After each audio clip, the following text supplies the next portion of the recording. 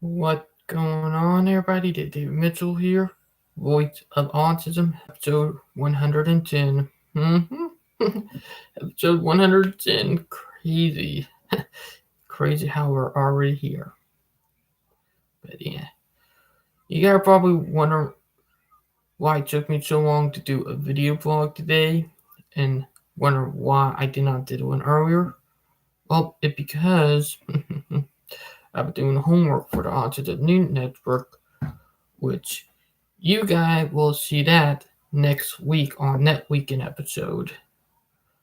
So, yes.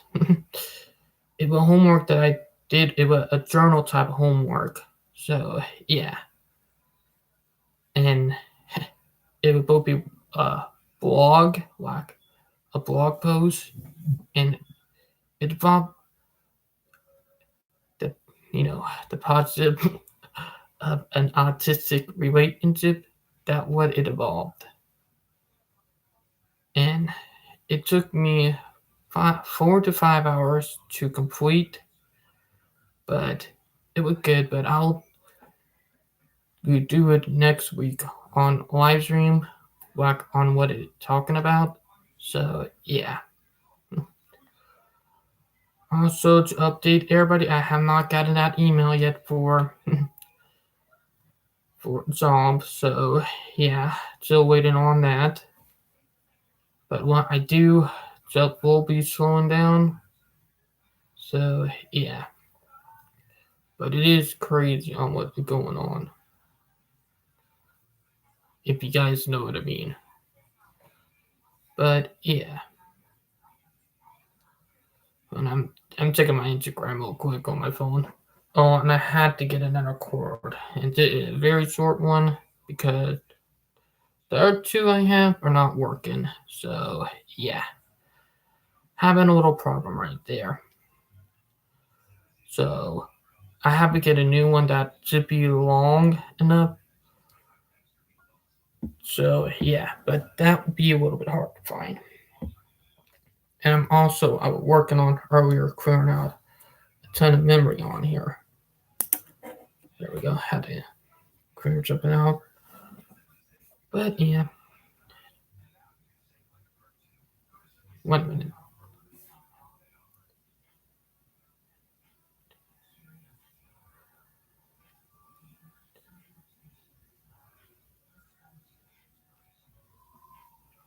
But yeah, it crazy. Like it crazy, Jane. But yeah. Oh, my fiance fell up. I'm going to see if we can get her on the episode. Well, I do have her YouTube channel down in the link down in the description below for people who want to go to her YouTube channel. So yeah. But I'm going to see if we can have my fiance on the show for a few minutes. If she is not busy. So yeah. It's crazy, but it's been one crazy year, and God, today is the 7th. We have 22 days before my big move to California. So yeah, 22 days. It's crazy on what is going on. Also, I got something special because I finally made it to the page of the Autism New Network for their staff. Well, I have the link down below if you guys want to go look at their page. But I'll bring up on what it say about me and show the picture. But it is amazing in a way. 1 minute.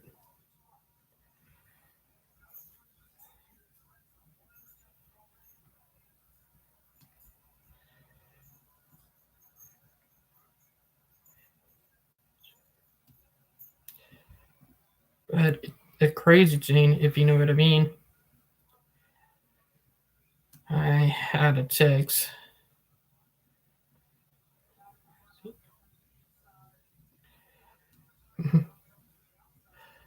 But it's crazy if you just think about it.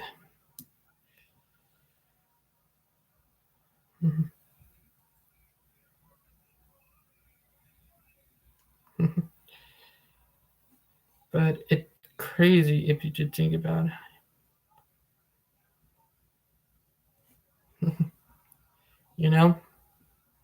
But the homework I had today, it for that blog post. And it's crazy to know I am a little tired because I was working hard today on the homework, so I'm a little sluggish right now if you did think about it.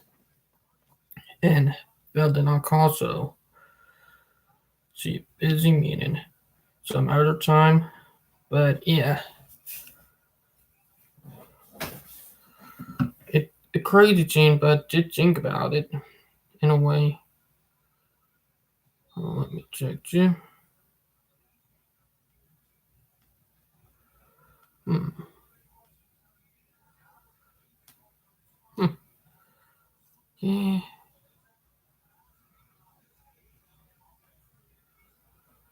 the crazy thing if you think about it. But yeah, I will get to my post first before we can talk about it. And also have something else that I thought of autism relationship to today too.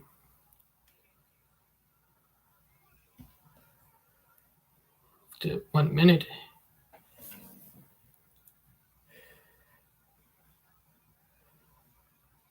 Go to their page. Then go to chat. Okay.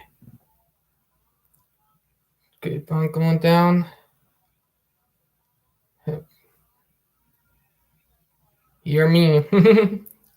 That's actually me right there. Before I shaved my beard off. Because when I took the picture, well, the week before I shaved my beard, so just when I still had my beard. And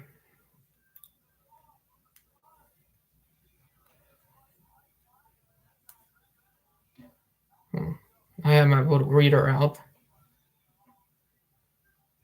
for no it. I'm just going to copy it and put it on. But it's amazing. Like literally.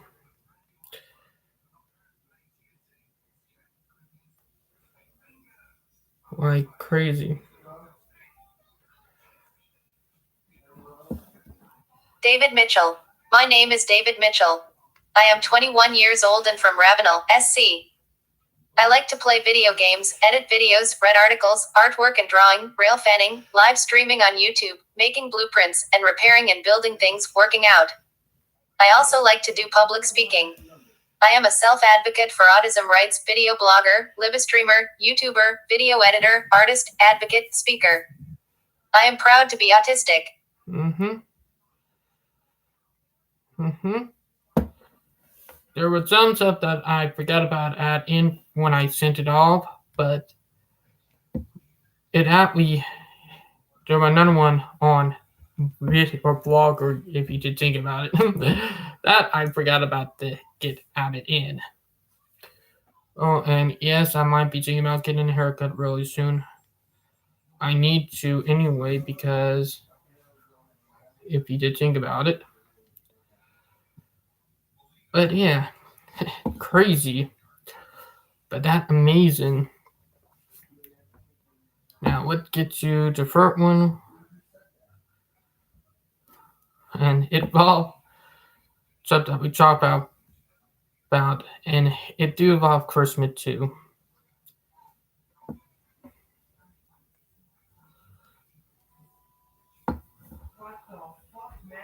There is a growing misconception that they have been cleaning up their act. They're not. They haven't been, as this recent expose most clearly shows. They're simply getting better at fooling people. Mm-hmm. Please don't support nor collaborate with them in any way. Thank you, Guitar Musical Notes. Mm-hmm. Let me know your thoughts in the comments. Heart. Actually autistic, hashtag boycott autism speaks, hashtag halt autism speaks, raised fist, light skin tone. You gotta know I'm dead against autism speaker stuff that they done wrong. https://in the loop about neurodiversity. WordPress. Zach, I'm live streaming on YouTube. The 13th I can of hear you from September in here. 2019, the Abilized History of Autism speaks. Well, 1 minute. Phone acting up a little laggy. But yeah, my phone acting a little laggy. I'm not going to lie, but I think it's about time for me to get something else to do for this. Because I noticed it when it comes to stuff like this and from Messenger, crap kind of hit the fan.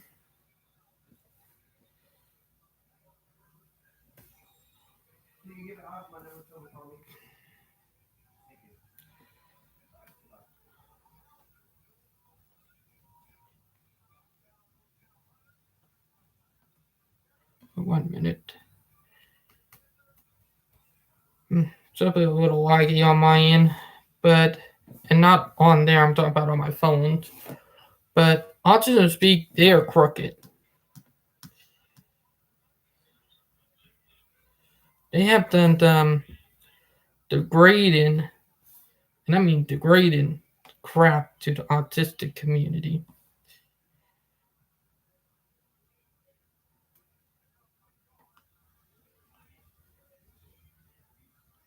But it's crazy in a way.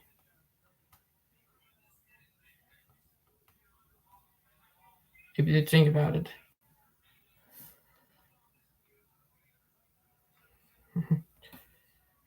1 minute, guys. But it's crazy because it's a crazy thing if you think about it because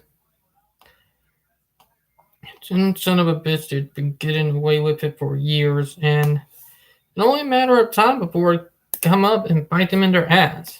The thing about Autism Speak has done so much wrong to the autistic community. There's no way that they're going to be able to clean up their fuck up if they keep on doing them. The thing about it, Autism Speak have done so much wrong. People are not falling for it that much, and with accepting it going around more and more, and people realizing what happened is wrong, it's that Autism Speaks. It only a matter of time before they get their reckoning in. Like literally. Zach! I'm live streaming! Go to the room with that! Sorry about that, guys. My brother, you can hear him in the background. My brother don't understand when to, be quiet and go to the room with it. When somebody is doing something, you don't make it loud where everybody in the house have to hear it. It's very rude. I deal with it with every of my other family member. But yeah.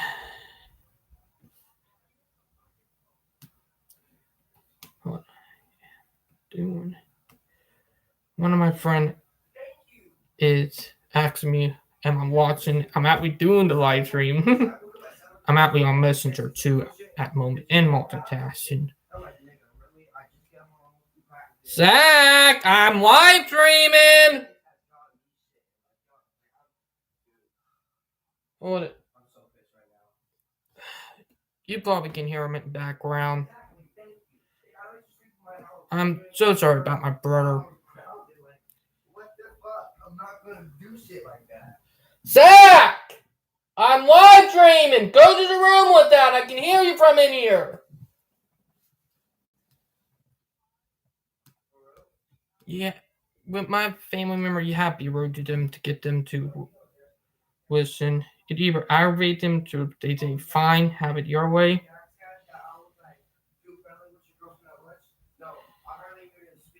Ooh, my friend asked me to follow their YouTube channel.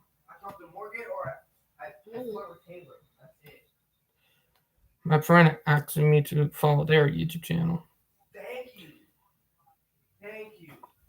Like literally right now. So I'll subscribe to my friend YouTube channel later on when I get done live streaming.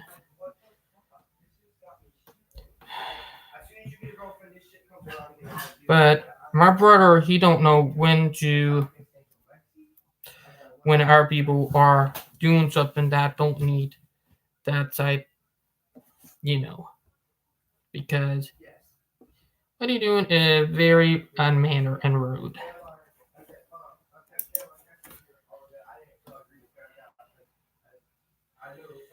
But autistic, we deal with it the most. Like literally, people just say, "Oh, they may be autistic, but we don't have a look into how they feel." Like literally, this shit actually happened more to us than any other autistic. Oops, sorry about that, guys. I decided because you sent me it on time, but I subscribed to my friend YouTube channel.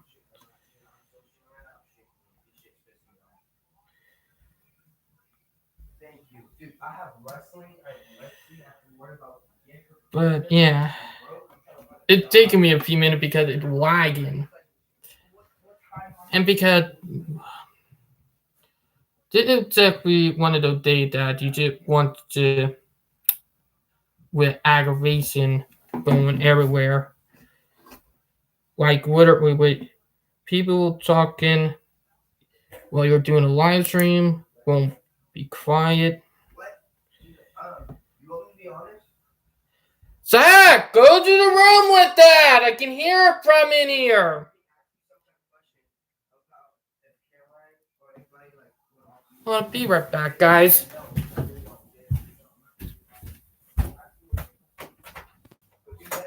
Zach, go to the room with that. I can hear it from in here. I had to go out there and tell him. But yeah.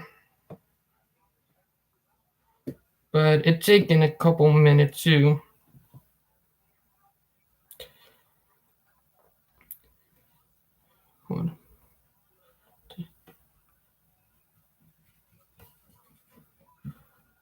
But yeah. I'm texting my friend real quick. I'm multi-chatting at the same time.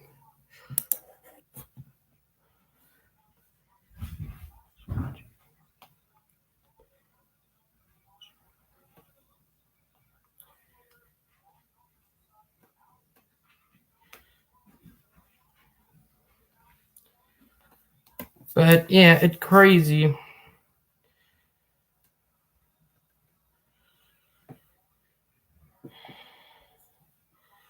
Like it took a couple minutes, but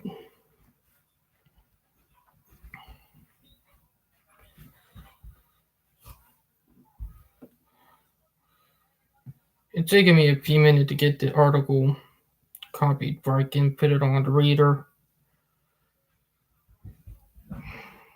side. I'm actually multi-chatting for you guys who don't know what I'm doing. I'm big at multi-chatting, if you guys know what I mean. Copy. There we go. Finally, but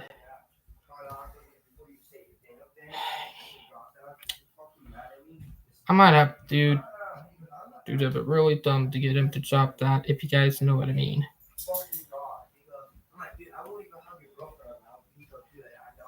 But yeah, my brother don't know when to quit. When you have people like that, mm, you know. But yeah, it's crazy. But I'm going to send my friend my YouTube channel link. But yeah, crazy, but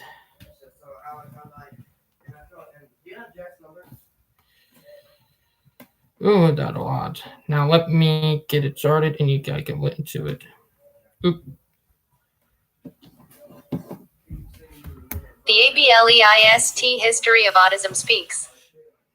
Posted on September 13, 2019 by Cassandra Crossman. Autism Speaks is quite possibly the largest autism charity in the world, as well as the richest. It is also the most controversial, especially among autistic people themselves. If you live near the United States or Canada, there is a good chance you have heard of Autism Speaks, especially near April, during their Light It Up Blue campaign. Maybe there's an autism walk near your area hosted by Autism Speaks. Maybe your local grocery store is raising money for Autism Speaks as a good cause. Maybe you have heard one of their many PSAs about autism, urging early screenings and talking about the increasing prevalence of autism. Or maybe you have heard a celebrity talking about contributing to Autism Speaks. However you have heard about Autism Speaks, it's unlikely you have heard about them from the very people they claim to support, the autistic community. Report this AD. Many autistic people oppose Autism Speaks, as it has an extensive ableist history, and continues to perpetrate ableism today through its 100-day kit and stigmatizing PSAs about autism. Its logo uses the ableist puzzle piece for autism, a symbol that has promoted ableism since the 1960s. That's true. Suzanne created the Autism Speaks logo as the blue puzzle piece, as it was intended to reflect how adrift and disconnected autism patients and their families could feel. Suzanne calls autistic people patients, as if they suffered from an illness or a disease. Autism Speaks continues to spread misinformation and fear-mongering, pathologizing language about autism. And it continues to exclude autistic people from its leadership and decisions concerning autistic people. It's really bad. Autism Speaks was founded in 2005 by Bob Wright and his late wife, Suzanne Wright, grandparents of an autistic child, Christian. Bob Wright is extremely wealthy, and is the vice chairman of General Electric and was the CEO and chairman of NBC Universal from 2001 to 2007. As affluent as Bob and Suzanne were, after their grandchild was diagnosed with autism, they expected to get the best autism treatment for their autistic grandchild to cure him of his autism. Look, autism. After finding there is no cure for autism, they founded Autism Speaks out of their desire to find a cure for him and end what they believed to be an epidemic of autism. Suzanne said that she was losing Christian, as if autism was taking her grandson away from her. Right off the bat, Autism Speaks received an investment of $25 million from American billionaire Bernard Marcus, who was also the co-founder of Home Depot and is still active on the Autism Speaks board of directors.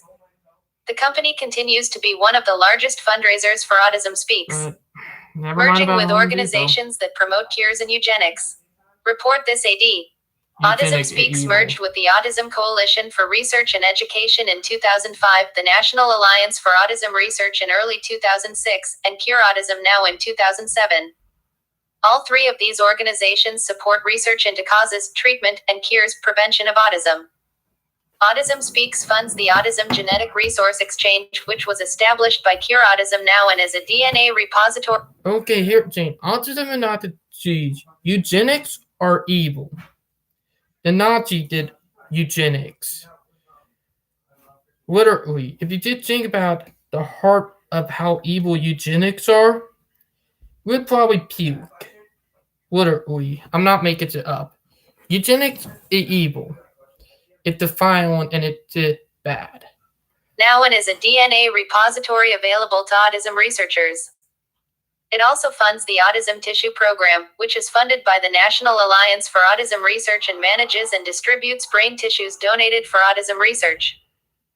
The National Alliance for Autism Research has given more than $20 million to over 200 autism research and eugenics projects, and Cure Autism now has given $39 million for autism research grants for HERE, Autism Treatment Network, clinic projects, and Cure Autism now has given $39 million. Here, Jane, if I were the government, I would have that group disbanded, and most of the people in it would probably be going to jail if it were me. Literally, I'm not joking. If I were president, that group would be screwed. Like, literally, the group is Nazi-like, and it's horrifying. has given $39 million for autism research grants focused on treating and curing autism. The flagship programs of Cure Autism now included the AGRE, Autism Treatment Network, Clinical Trials Network, and Innovative Technology for Autism. Autism Speaks additionally supports the Clinical Trials Network and Toddler Treatment Network, which both focus on interventions and treatments of autism on autistic children as young as infants and toddlers. Report this AD. Autism Speaks is also involved with the Autism Genome Project, in which part of its mission is to develop prenatal screenings for autism, which would likely result in babies who had a higher chance of being autistic to be aborted, contributing to eugenics, or the science of improving a human population by controlled breeding to increase the occurrence of desirable heritable characteristics. Aims to collect and study the DNA of 10,000. Learn more about the AUT-10. Okay, my opinion, that did Nazi right, and it did a dangerous slope. We're fighting against it, trying to get it banned. There are reasons why people like autistic are dead against abortion because of narcissistic parents. Literally, it's bad.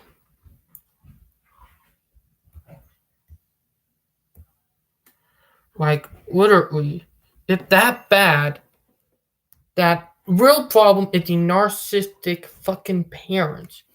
Get a control on them. Get rid of the population by controlled breeding to increase the occurrence of desirable heritable characteristics. In June 2014, Autism Speaks and Google teamed up for their MISSNG project, formerly their 10,000 Genomes program, AUT-10, which allowed information to be open source to learn more about the missing information about autism.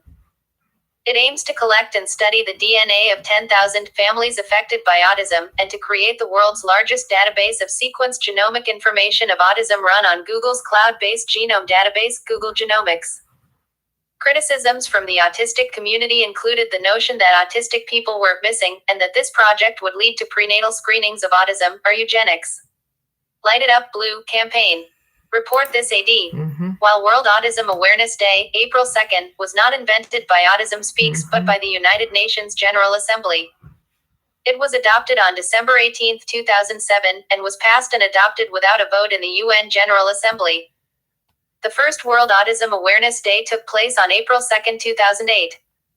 What Autism Speaks did invent, however, was the Light It Up Blue campaign starting in April of 2010.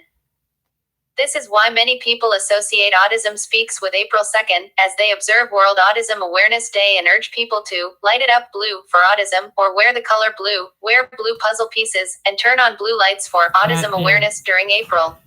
Crazy. Blue light bulbs can even be bought at Home Depot, one of Autism Speaks' largest sponsors, during the month of April. Never mind about me working at Home Depot. This campaign seems harmless enough. However, Autism Speaks raises the most money during April, or Autism Awareness Month, as many businesses, from large corporations to small businesses, choose Autism Speaks as the organization to raise money for.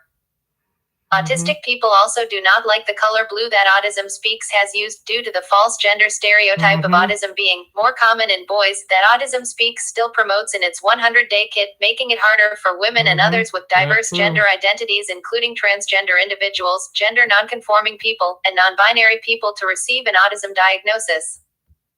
April has ever since become a tough month for the autistic community, in which they have to fight misconceptions about autism, urge others to stop raising money for Autism Speaks, and have to constantly hear about an organization that has treated them poorly and is claiming to represent them. Report this AD. In response to the Light It Up Blue campaign, and because World Autism Awareness Day was made with no input from autistic people have repurposed Autism Awareness Day month to Autism Acceptance Month, and use April as a month to celebrate the autistic community. Other autistic pride holidays that have been created by the autistic community include June 18th, or Autistic Pride Day, August 8th, or Autistic Dignity Day, and November 1st, or Autistic Speaking Day. The autistic community also created alternative initiatives to hashtag #LightItUpBlue, such as hashtag Red Instead, hashtag ToneDownTaupe, and Going Gold for Autism Acceptance. Red, gold, and crimson, or the combination of red and gold, are colors commonly used by the autistic community during April to show autism acceptance. The rainbow infinity loop for neurodiversity is also used as an alternative for the ableist puzzle piece symbol that Autism Speaks uses and other ableist organizations have used before it. Autism awareness is passive, and many people are already aware about autism, but not nearly as many people are accepting of autistic people and their needs. Not true. Huge corporate partners. Report this AD. Autism Speaks has huge corporate sponsors who donate anywhere from $100,000 to over $1 million to Autism Speaks per year. Home Depot, Hersha Hospitality Management, HHM, Model Sporting Goods, Nest Fragrances, Cherry Hill Programs, Charitable Auto Resources, Cars, and Wilson Sporting Goods have contributed anywhere from $100,000 to almost $500,000 per year to Autism Speaks. White Castle, SunTrust Foundation, and Quadrant Bioscience donate over $500,000 annually to Autism Speaks. The largest contributors of Autism Speaks includes GameStop and Dollar General, who donated over $1 million to Autism Speaks annually. The college women's fraternity, Alpha Chi Delta, also contributes over $1 million per year to Autism Speaks. Other sponsors of Autism Speaks include Samsung, Great Wolf Lodge, Sesame Street Workshop, and most recently, Kellogg's and Lids Hats have partnered with Autism Speaks. Misuse of funds. Report this AD. One of Autism Speaks' first fundraising events was in 2005 for Hurricane Katrina called Autism Cares, not to be confused with Autism Speaks' involvement in the Autism Cares Act, which I will discuss later. Autism Cares was a project that Autism Speaks asked people to donate to for families with an autistic child who lost their homes to Hurricane Katrina. The kicker is that they took advantage of those people. They didn't want to get rid of us. Literally, they didn't want to get rid of us. And they realized because we have the internet that we are now getting our voices out there. Homes to Hurricane Katrina. Well, little of that money actually went to hurricane victims at all, but to executives, administration, and PR. In 2007, 3 members of Autism Speaks' board of directors received $2.5 million for their own organizations unrelated to Autism Speaks. The president of Autism Speaks, Mark Roithmeyer, received a 5-year contract for $2 million and had no background or knowledge about autism. Exactly. There was a private airplane expense for $57,000 for someone who entertained at an Autism Speaks event. Report this AD. Of the $69 million that Autism Speaks made in 2008, over $600,000 was paid towards a single executive, Jerry Dawson, who received $669,751 in 2008, including nearly $300,000 to move her family from Washington to North Carolina. Over a quarter of funds for 2008 was used on employee compensation. In 2012, only 3% of Autism Speaks' budget went to family services, while 36% went to salaries, benefits, and payroll taxes. 25% went to science grants and awards, 5% went to travel, lodging, meals, catering, and entertainment, and 4% went to advertisements and marketing. Yes, more money went to entertainment and marketing than to actually helping autistic people and their families. And that hasn't changed much today, and in fact, even less of Autism Speaks' budget goes to family services, less than 2%. Report this AD. Autism Speaks continues to raise funds from its Autism Walks, which it started from 2006. The first series of Autism Walks raised over $2 million and continue to provide money for Autism Speaks, although the number of participants has declined in recent years.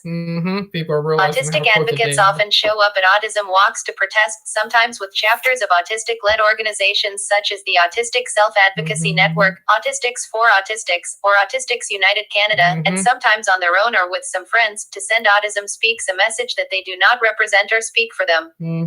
Stigmatizing and horrifying films and PSAs. Autism Speaks is notorious for its public service announcements characterizing autism as demonic, a monster, or a tragedy. Its aggressive ad campaigns started in 2005 when the Today Show aired a week-long series of ads highlighting autism research and treatment. Report this AD.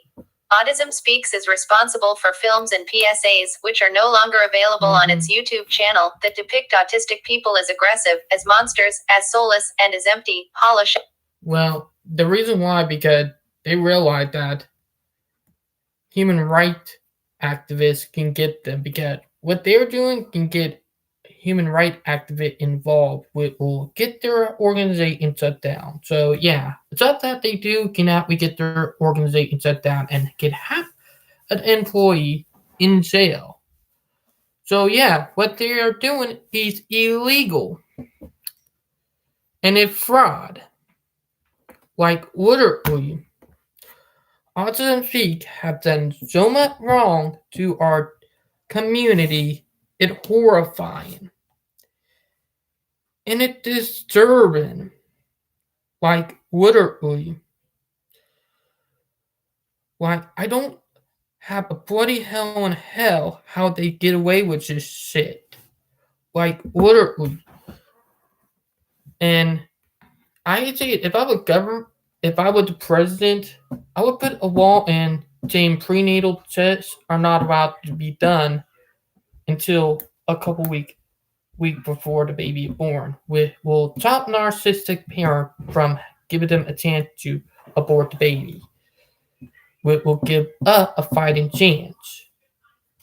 I don't support the prenatal test for a fucking reason. Look at if I can remember the country. I was talking about it in one of my live streams back a few months, exactly about a month ago. With New, not Newfoundland. It was up near Russia, like where the forks or the lake that are very deep are. Norway, if I can remember, where they had not had one, they don't have any kids born with Down syndrome to year. And the reason why is because prenatal tests. I guarantee you, because of that prenatal test, some of them narcissistic parents who don't want a kid like that and want to be perfect like a crazy psycho would do something like that. But it did degrading. And I can't believe they allowed that. It should have been banned. Hollow Shells. It created the film Autism Every Day in 2006, which featured an Autism Speaks board member, Allison Tepper Singer, discussing the fact that she contemplated driving off a bridge with her autistic daughter, Jody Singer, and that the only reason she did not do this was because of her neurotypical daughter at home. Mm-hmm. The interview was conducted in front of Allison's autistic daughter, Jody Singer, without regard that the daughter was right there and could hear everything the mother said about her. This film drew heavy criticism from the autistic community and from the Autistic Self-Advocacy Network. Mm-hmm. Allison Singer resigned from Autism Speaks in 2009 and went on to found the Autism Science Foundation. There was also a murder of an autistic 3-year-old by her mother mere days after the video's release. Mm-hmm. That's true. Rather than the pubic conversation being about how tragic it is that a young toddler was murdered, it was about how heavy a toll autism is on parents, and a murderer gained sympathy due to the rhetoric that Autism Speaks spread about how burdened and miserable autistic people are.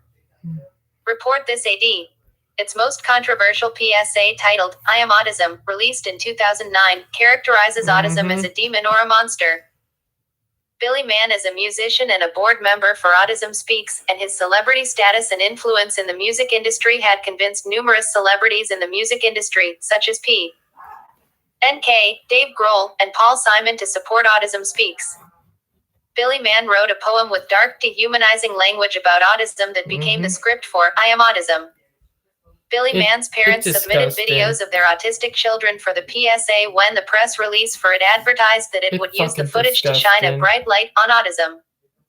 In reality, it clouded autism in darkness, using a deep, scary voice to say the following about autism: I am autism. I'm visible in your children. But if I can help it, I am invisible to you until it's too late. Here, Jane, if I were the government, I would brand that as Nazi propaganda. That is the equivalent to Nazi propaganda against Jews and people who are not like them. We're dealing with something that we should not be dealing with, that should have ended in the 1940s after the Second World War had ended. Stuff that we should have not be dealing with, but narcissistic people who are so toxic, who do this type of shit, are getting away with it. If I was the government, I would have branded that as Nazi propaganda. Too late. I know where you live. And guess what? I live there too. I hover around all of you. I know no color barrier, no religion, no morality, no currency. I speak your language fluently, and with every voice I take away, I acquire yet another language. I work very quickly. I work faster than pediatric AIDS, cancer, and diabetes combined. And if you are happily married, I will make sure that your marriage fails. Your money will fall into my hands, and I will bankrupt you for my own self-gain. I don't sleep, so I make sure you don't either. I will make it virtually impossible for your family to easily attend a temple, a birthday party, a public park without a struggle, without embarrassment, without pain. You have no cure for me. Your scientists don't have the resources, and I relish their desperation. Disgusting. Your neighbors are happier to pretend that I don't exist, of course, until it's their child. I am autism. I have no interest in right or wrong. I derive great pleasure out of your loneliness. I will fight to take away your hope. I will plot to rob you of your children and your dreams. I will make sure that every day you wake up, you will cry, wondering who will take care of my child after I die. And the truth is, I'm still winning. And you're scared. And you should be. I am autism. You ignored me. That was a mistake. A full transcript of the PSA is provided here by the Autistic Self-Advocacy Network. Report this AD. After Autism Speaks released its I Am Autism PSA in 2009, the Autistic Self-Advocacy Network held protests across the U.S. In Columbus, Boston, New York City, Washington, D.C., and Portland, Oregon that received widespread local press coverage. Additionally, over 60 national and regional disability organizations, including the ARC of the United States, TASH, the Bazelon Center for Mental Health Law, and the National Council on Independent Living, signed a joint letter urging donors to rescind their support for the organization. In 2014, Autism Speaks released a documentary titled Sounding the Alarm, Battling the Autism Epidemic. In this film, Lori Unum, who was Autism Speaks vice president of state... It's like they're trying to get rid of annihilate get rid of It's exactly almost like what Nazi tried to do to Jews. We're dealing with, if we don't stop this, it's going to be a holocaust of the autistic community. What are we? We need a job to criminalize them for this, put bans on stuff that they are supporting. Like, what are we? Vice President of State Government Affairs calls autism an unforeseen and unprovoked medical disaster, and said there is a huge autism tsunami that is going to hit the state budgets of all of our states if they don't ensure that the kids are getting treatment. Even just a few years ago, Autism Speaks has compared autism to natural disasters and diseases, as well as suggesting that autistic people are a huge financial burden on society. That's not true. Report this AD. 10 years later, after the release of the I Am Autism PSA, Billy Mann released an apology on his Facebook page to the autistic community on February 13th, but recently deleted the post due to backlash from the autistic community for having no intention to change his language, action, and behaviors to reflect he was sorry, as well as defending Autism Speaks for their actions rather than condemning them and owning up to his own and the organization's faults. Screenshots of the original post have been retrieved here, and there is an analysis rebuttal of the apology here by autistic activist Amanda Seigler. Billy Mann continues to wear the blue puzzle piece with pride, despite the symbol being considered a hate symbol in the autistic community, and continues to work for Autism Speaks today. Autism Speaks continues to characterize autism as undesirable and something that should be eradicated and cured. Yeah, it's exactly how the Nazis thought when they tried to get rid of Jews, black, gays, lesbian, and people who are unable to do so. It's exactly how they thought, and we are turning a blind eye to this fucking shit like we're doing with China. We need a president who can understand what Autism Speak is doing and Nazi-like and wrong, and need to criminalize them for what they are doing, and also need to criminalize China for what they're doing. You gotta probably wonder why in hell I'm bringing that up now, because China been doing this shit for years to us, and technically, instead of trying to get rid of China, is brainwashing us and using brainwash slaves. It don't look like it, but if you can tell in their army, some of those people look like, if you break an autistic in a way that you can control them, it horrible. I'm autistic myself, and China, they don't give a damn if you're autistic. They'll try to turn you into their own machine or their own weapon. So yeah,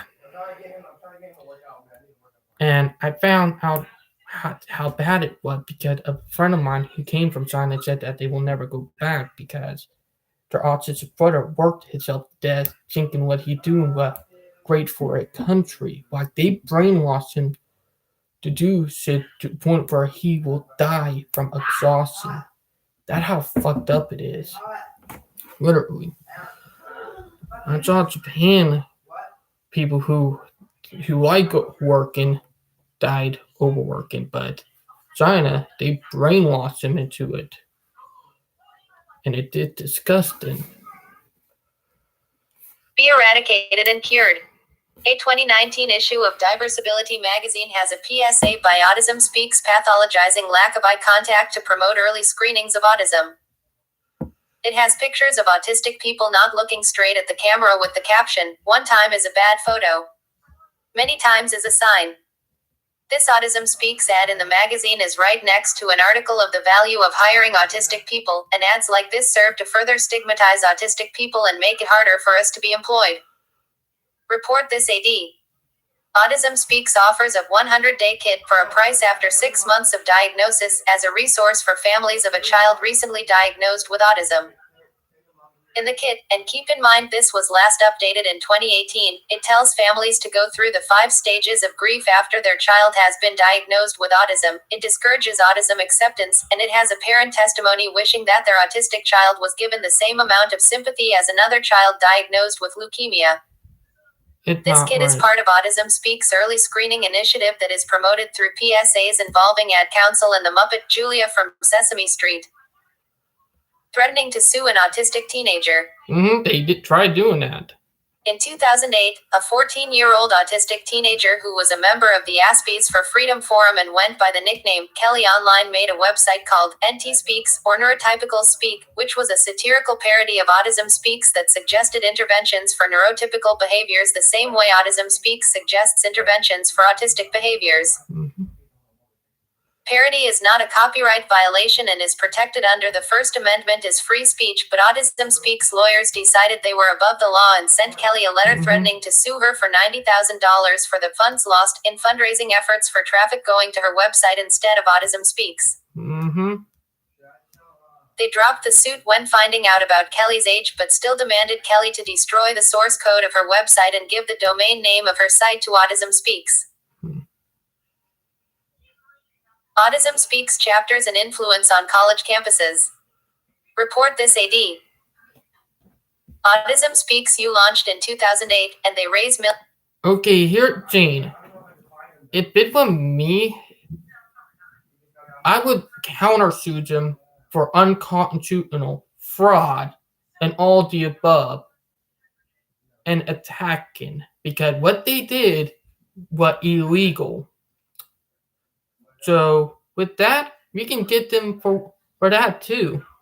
They done a lot of stuff that we can actually hold them up and get them arrested and get the organization shut down. So look at it. An organization like that, I watched a video on the American Rail Club talking about company and people who have a cult. They got a cult. It's going to eventually catch up to them and bite them in their ass, and they're probably going to end up in jail or end up with bad stuff happening. It's only a matter of time before Autism Speak get their awakening and get screwed by the autism community and the government. millions of dollars for both Autism Speaks U events and for collegiate teams at their Autism Speaks walks. Among Autism Speaks' largest donors is one women's fraternity at Knox College, in Galesburg, Illinois called Alpha Chi Delta that has partnered with Autism Speaks in 2009 and raises over $1 million a year for Autism Speaks, contributing over $10 million total and nearly $2 million last year alone.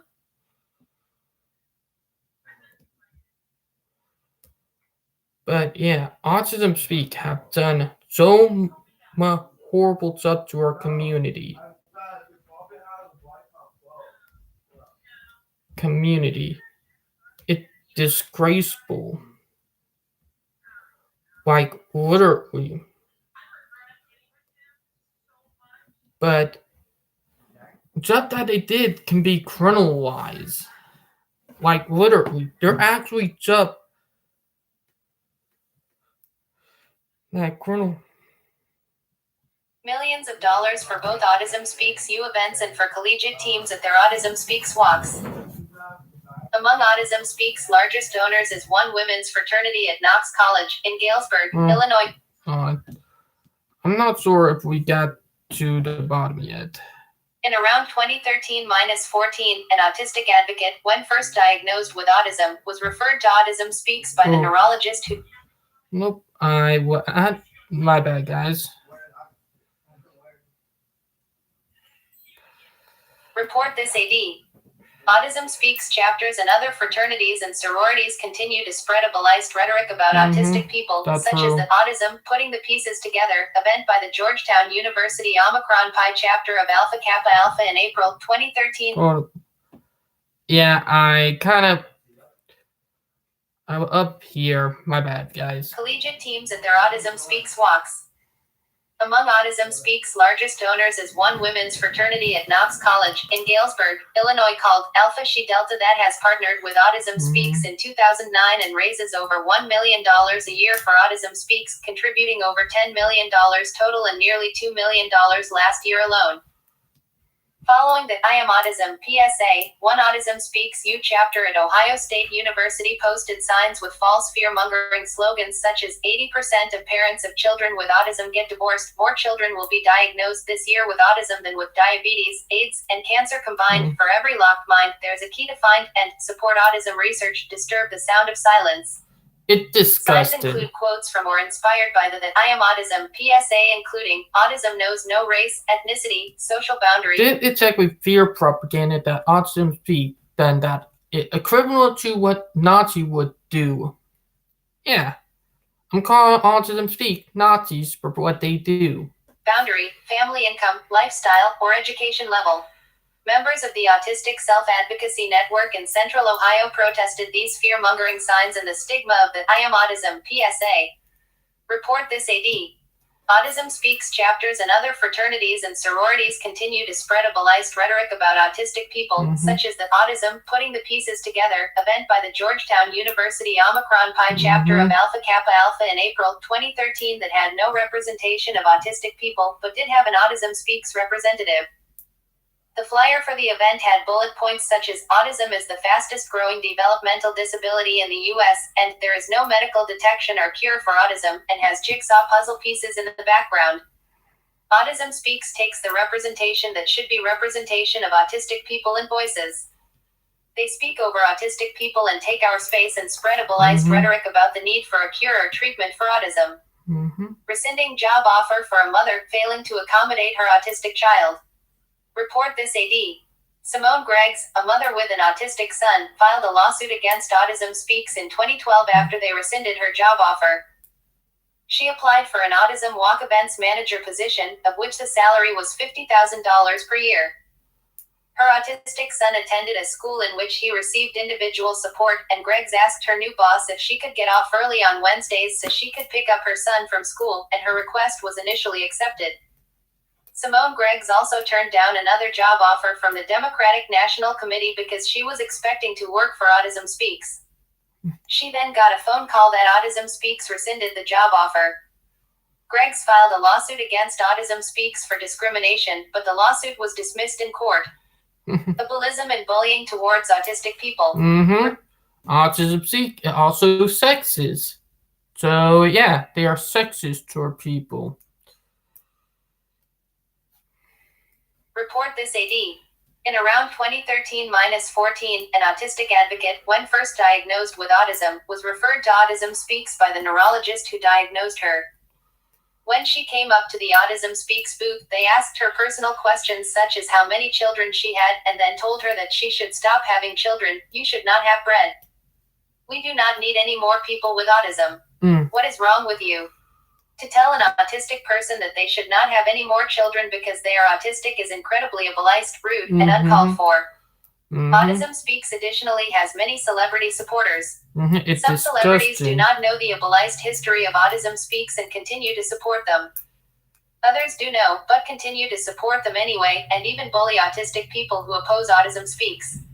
Mm-hmm. Among such celebrities is William Shatner, yes, Captain Kirk, on Star Trek, who bullies and blocks autistic people on Twitter for Mm-hmm. educating him on why Autism Speaks is a harmful organization. Shatner additionally sends his Twitter followers to attack autistic people online. He has called autistic people names such as brainwashed, liars, and saying ableist statements such as, "Does anyone in the ND world have the skill set to research facts?" He has made multiple false claims about the Autistic Self-Advocacy Network to justify his support of Autism Speaks, such as by calling their flyer propaganda, when it was made by autistic researchers who broke down the budget of Autism Speaks, which shows that it spends less than 2% of its earnings on Not services true. for autistic people.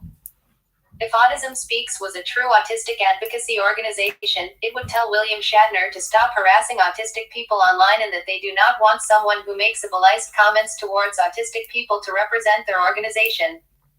But as long as William Shatner keeps raising money for Autism Speaks, they don't care what he says or does to the autistic community. Mm-hmm. Lobbying for abusive ABA therapy.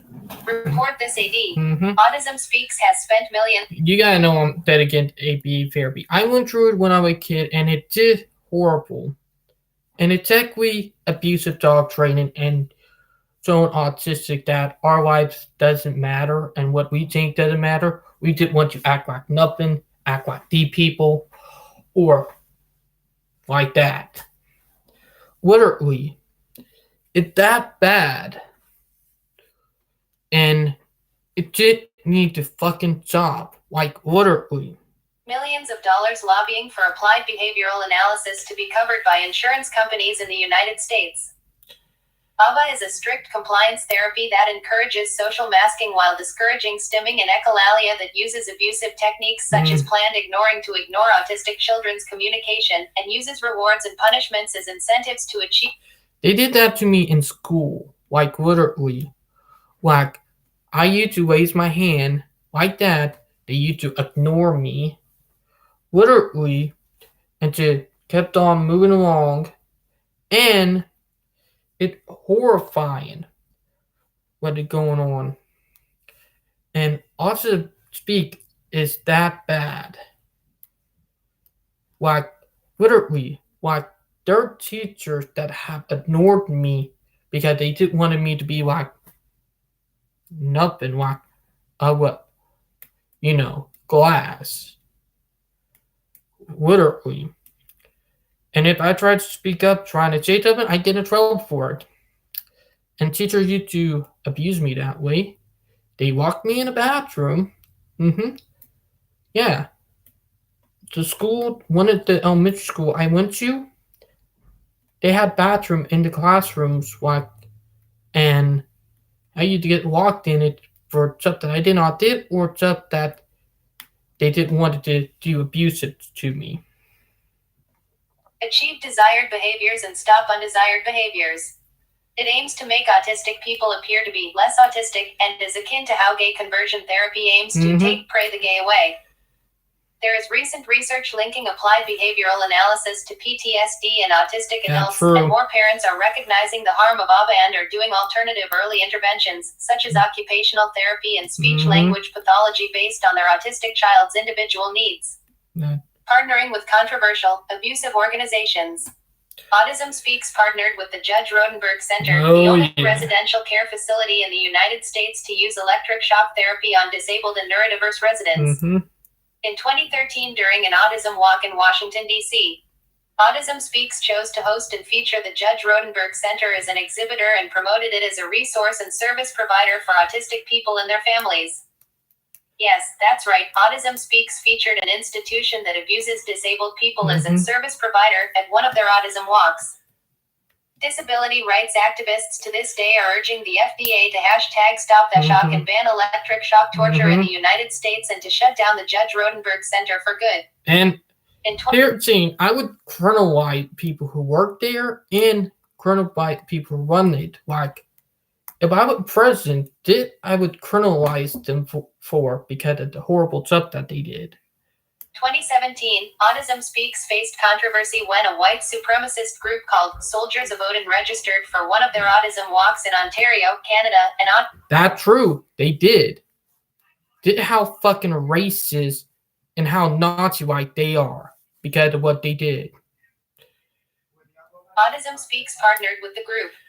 Soldiers of Odin has white supremacist roots with a Finnish Aryan group and has harassed refugees. That's When true. confronted about it, Autism Speaks claimed they were looking into it, but no mention was made as if Soldiers of Odin were still involved in that autism walk, although the organization is no longer mentioned on Autism Speaks' website. Spreading myths and misconceptions about autism. Autism Speaks continues to spread misconceptions about autism to this day in its 100-day kitten PSAs. One myth that it spreads is that autism is on the rise, or that the prevalence of autism is increasing. It really not. More people are not suddenly becoming autistic, but more autistic people are receiving diagnoses. If anything, autism is underdiagnosed, especially among minorities such as autistic women and non-binary people. True. Another myth that it spreads is that autism is 4 times more common in boys than girls.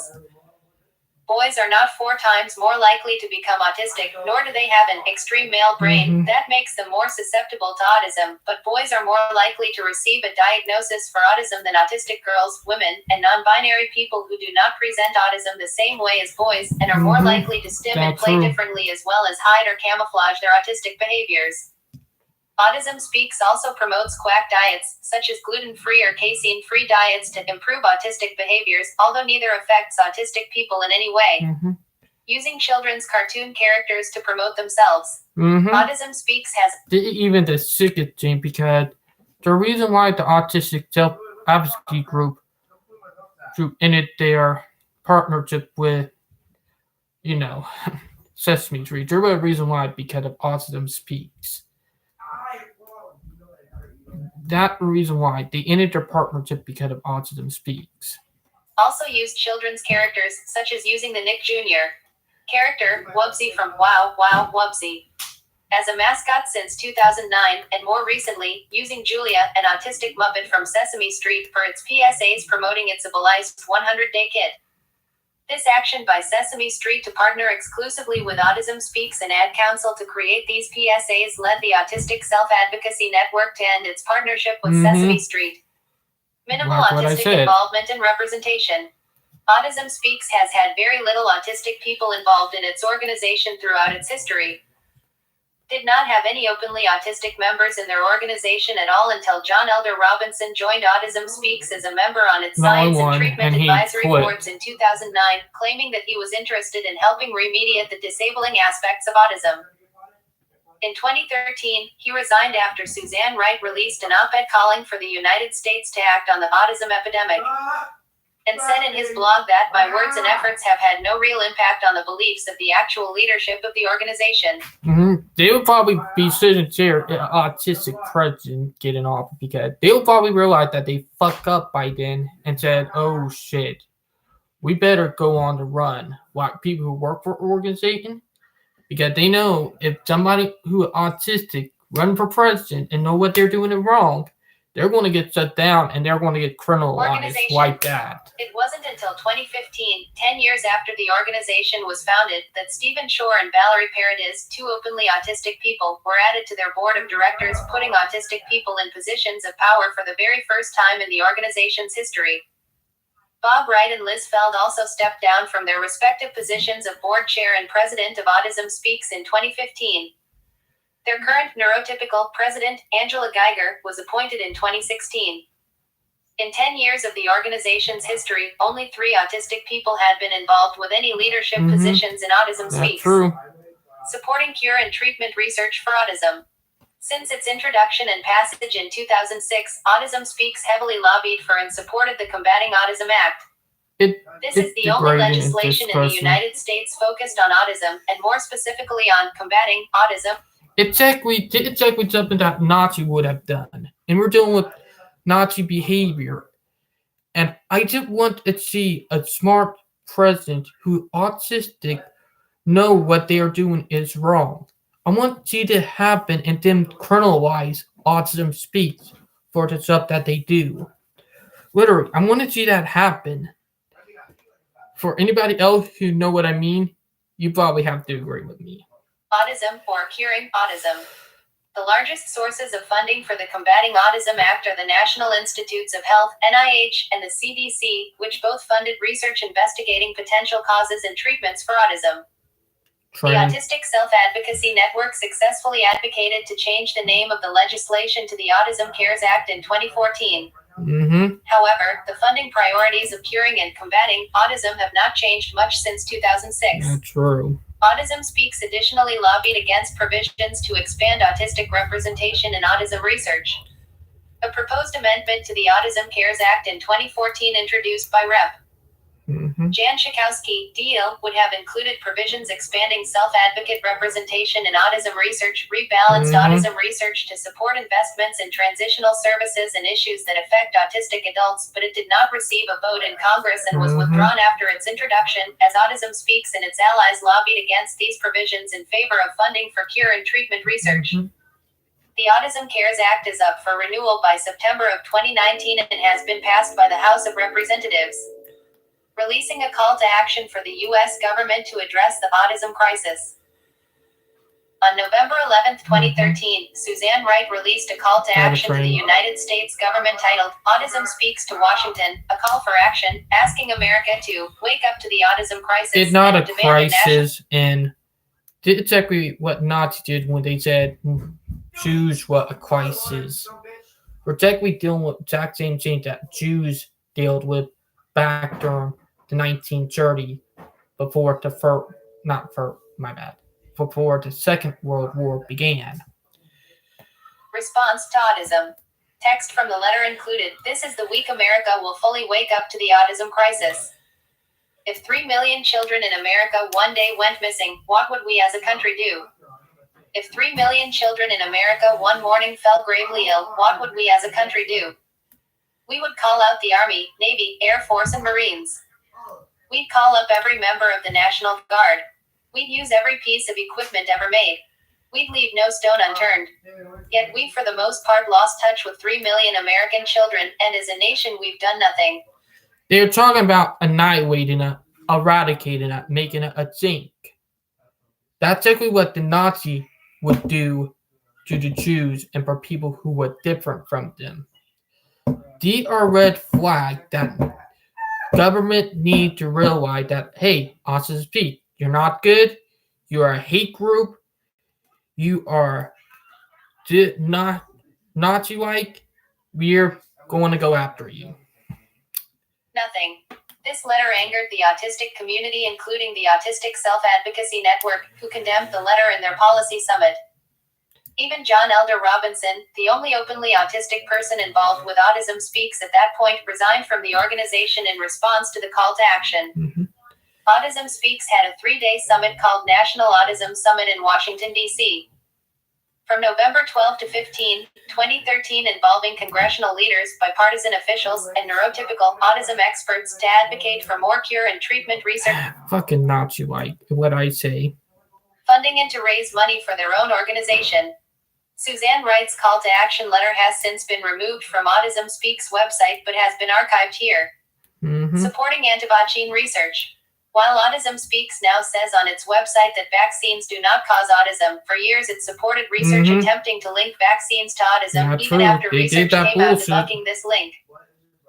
Katie Wright, the daughter of Bob and Suzanne Wright, believed vaccines caused her son, Christian's autism, and became a board member for Safe Minds, which had the slogan, "Resolving the Autism Epidemic," and conducted research for environmental factors. Those parents are fucking reason why there are fucking viruses and epidemics going on right now. Autism and supposed links of vaccines to autism. While Bob and Suzanne Wright did not necessarily agree with Katie Wright, they did leave the possibility open and funded research linking vaccines to autism. The statement on their website used to read, "Several epidemiological studies have explored whether either the MMR vaccine or thimerosal, a preservative previously used in vaccines, are linked to autism, and these studies have not supported a link. But these studies were not designed to identify effects in a small population of potentially vulnerable children due to rare genetic and/or medical conditions." Autism Speaks left the possibility open that vaccines could cause autism or influence autistic behaviors. Autism Speaks strategic plan for science that outlined the organization's priorities from 2013 through 2017 mentioned funding studies linking autism to adverse responses from vaccines. And here one of the countries that fund them, China. China, they realize that they can brainwash their autistics and manipulate them to turn them into soldiers and for their army and for anything that they want to put them to. They realize why if the autistic have freedom of speech, it will be over. Why? Because we are very smart. And they realize for those who speak out and know what they are doing is wrong, they put them in mental asylums or kill them. Yeah, China do that. And they realize that because we have voices over here and we know what is going on, and if we get a leg up, then it's over for them. So they send money to Autism Speak too. So technically, China government paying this type of shit to Autism Speak to do. So technically, that collusion and it's illegal. So they're working with the Communist Party in China, and they realize by if you autistic realize what they're doing to their own son, there'll be an outcry and probably get sanctioned on them because China have done some dirty shit. And this job right here is their 4 point job our voice of getting out there. But to get rid of us to make it weaker where they can take up over.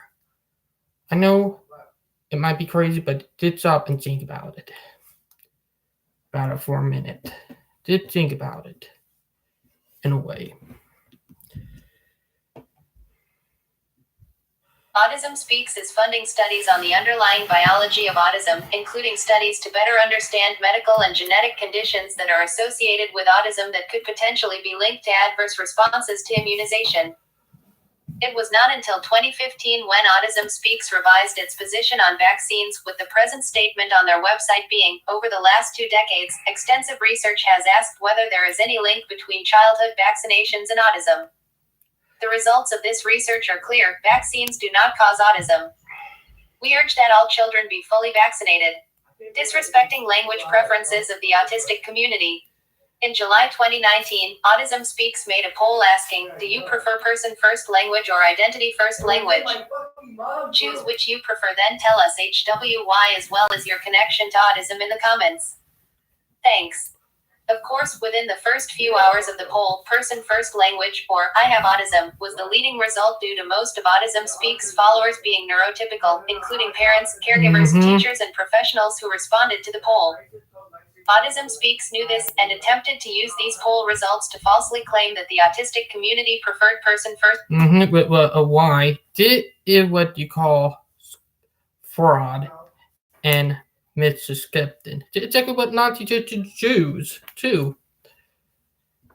They trust me, there are a ton of shit that did wait to, even though we did not have computers and stuff back then. They did it in by voting and sending it in by letters with old family or by phone, because they did have phone back then in the 1930s. It was a new chain, but yeah. First language. When autistic people heard about the poll, they responded in waves on Facebook and Twitter, and the final poll result on Facebook was 69% for identity first language, or I am autistic, and 31% for person first language, or I have autism. The results on Twitter were 82% for identity first language and 18% for person first language. When looking at the poll, mostly neurotypical people voted for person first language, while mostly autistic people responded for identity first language. The autistic community had spoken. However, Autism Speaks continues to use person-first language when speaking about autistic people, in spite of poll results and the overwhelming preference in the autistic community for identity-first language, pretending that the poll never even happened since the results did not go the way they wanted.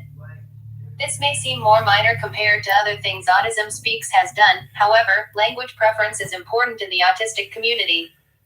Putting identity first means embracing autistic identity rather than separating autism from people. It is widely assumed that person first language is more polite to put the able before the label, but many disability communities, including the blind, deaf, and autistic communities, disagree and believe that disabilities are identities to be proud of and That's something true. that cannot and should not be separated from people. Exactly. Unless otherwise asked by an autistic person, I put identity first, and so do the Zach, majority of don't do organizations that! run by I'm autistic live people themselves, streaming. such as the autistic. 1 minute, guys.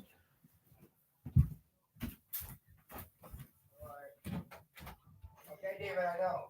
I don't want to get a copy. Okay, David, I know. Yeah. Okay.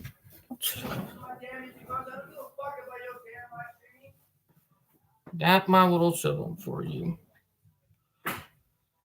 You want to realize when you do that out there, you're going to get him screwed. And you're probably going to get punched by someone. Like, literally, it's something not right. Self-Advocacy Network and Autistics United Canada. Creating stigma about mental health disabilities. Following tragic mass shootings in America, Bob Wright, the co-founder of Autism Speaks, has recently made a proposal to the Trump administration to monitor people with mental health disabilities for signs of aggression to predict violence. The proposal, coined Safe Home, Stopping Aberrant Fatal Events by Helping Overcome Mental Extremes, includes utilizing technology such as phones and smartwatches to determine if people with mental health disabilities are at risk of committing. It's almost like what Nazi would have done. Like, literally. Except that we need to look and stop them from doing to us. That's how bad it is. And we need to criminalize them for what they're doing. With one step of taking our freedoms away from us and, segregating us and killing us all.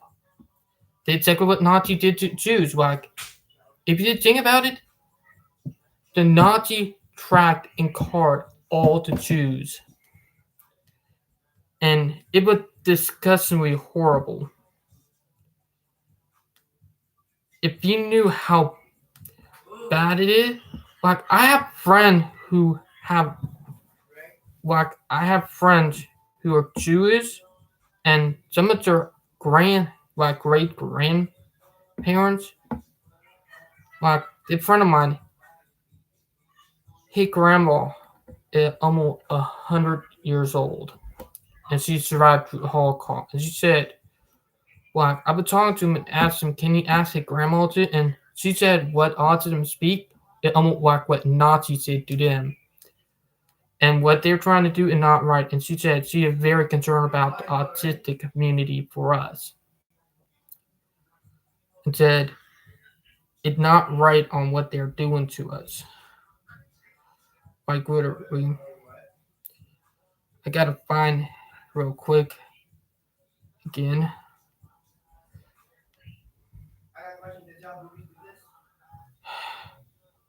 My brother, I'll be honest, he is.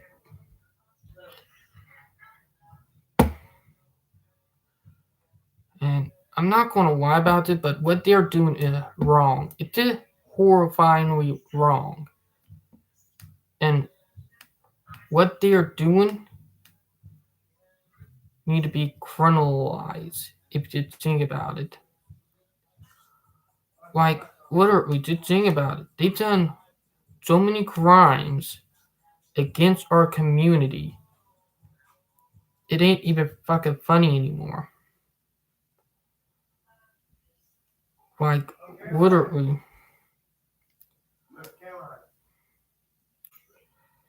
If it's them doing that, check my brother. One of the day he going to do stuff that he doing in the wrong place, and he going to get himself probably screwed by someone. I'm just going to bring that up because he is doing some very stupid crap. Yeah, I'm calling my brother an idiot for some of the stuff he do. But it's very concerning to thinking about it. Like, just stop and think on how horrifying it is on what they are doing.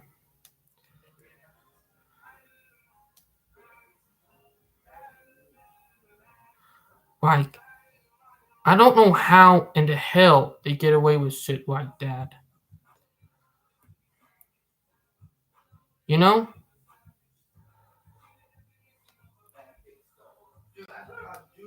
But it did fucked up. Like, I don't know how. Like, how in the fuck are they getting away with this bullshit? Like, what they are doing need to be criminalized. Like, literally. They don't need to be funded. They need to be criminalized for all the horrible stuff that they done to the autistic community. Like, yeah, they done some horrible, and I mean horrible stuff to our community. And I don't know how in the hell it, oh, and that right, reason why it keep on happening, it, narcissistic neurotypicals out there. Like, literally, it's so fucked up. I'm not even joking.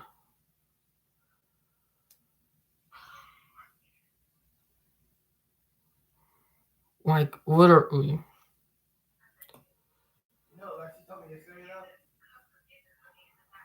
It's fucked up, and I don't know how in the hell they keep getting away with it. If you guys know what I mean.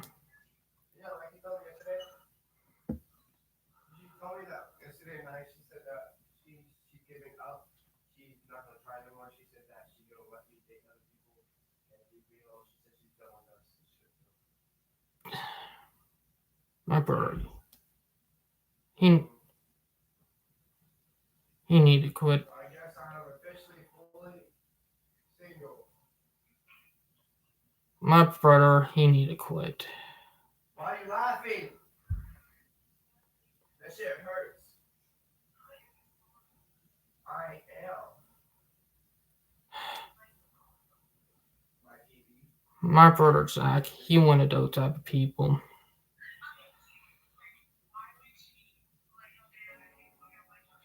Like, No, I don't like that. my brother Zach, he needed to quit. Wow. He don't even respect our people. Like what he did to me earlier. You guys heard how he would treat me.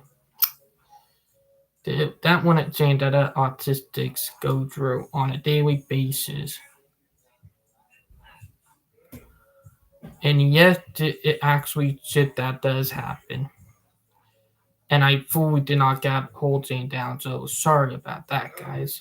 But this time I'm going to get the rest down if you want to, do some proper this time. But autism speak need to be criminalized for what they have done for the autism to the autism community.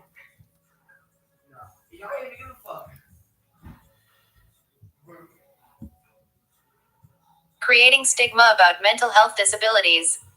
Following tragic mass shootings in America, Bob Wright, the co-founder of Autism Speaks, has recently made a proposal to the Trump administration to monitor people with mental health disabilities for signs of aggression to predict violence.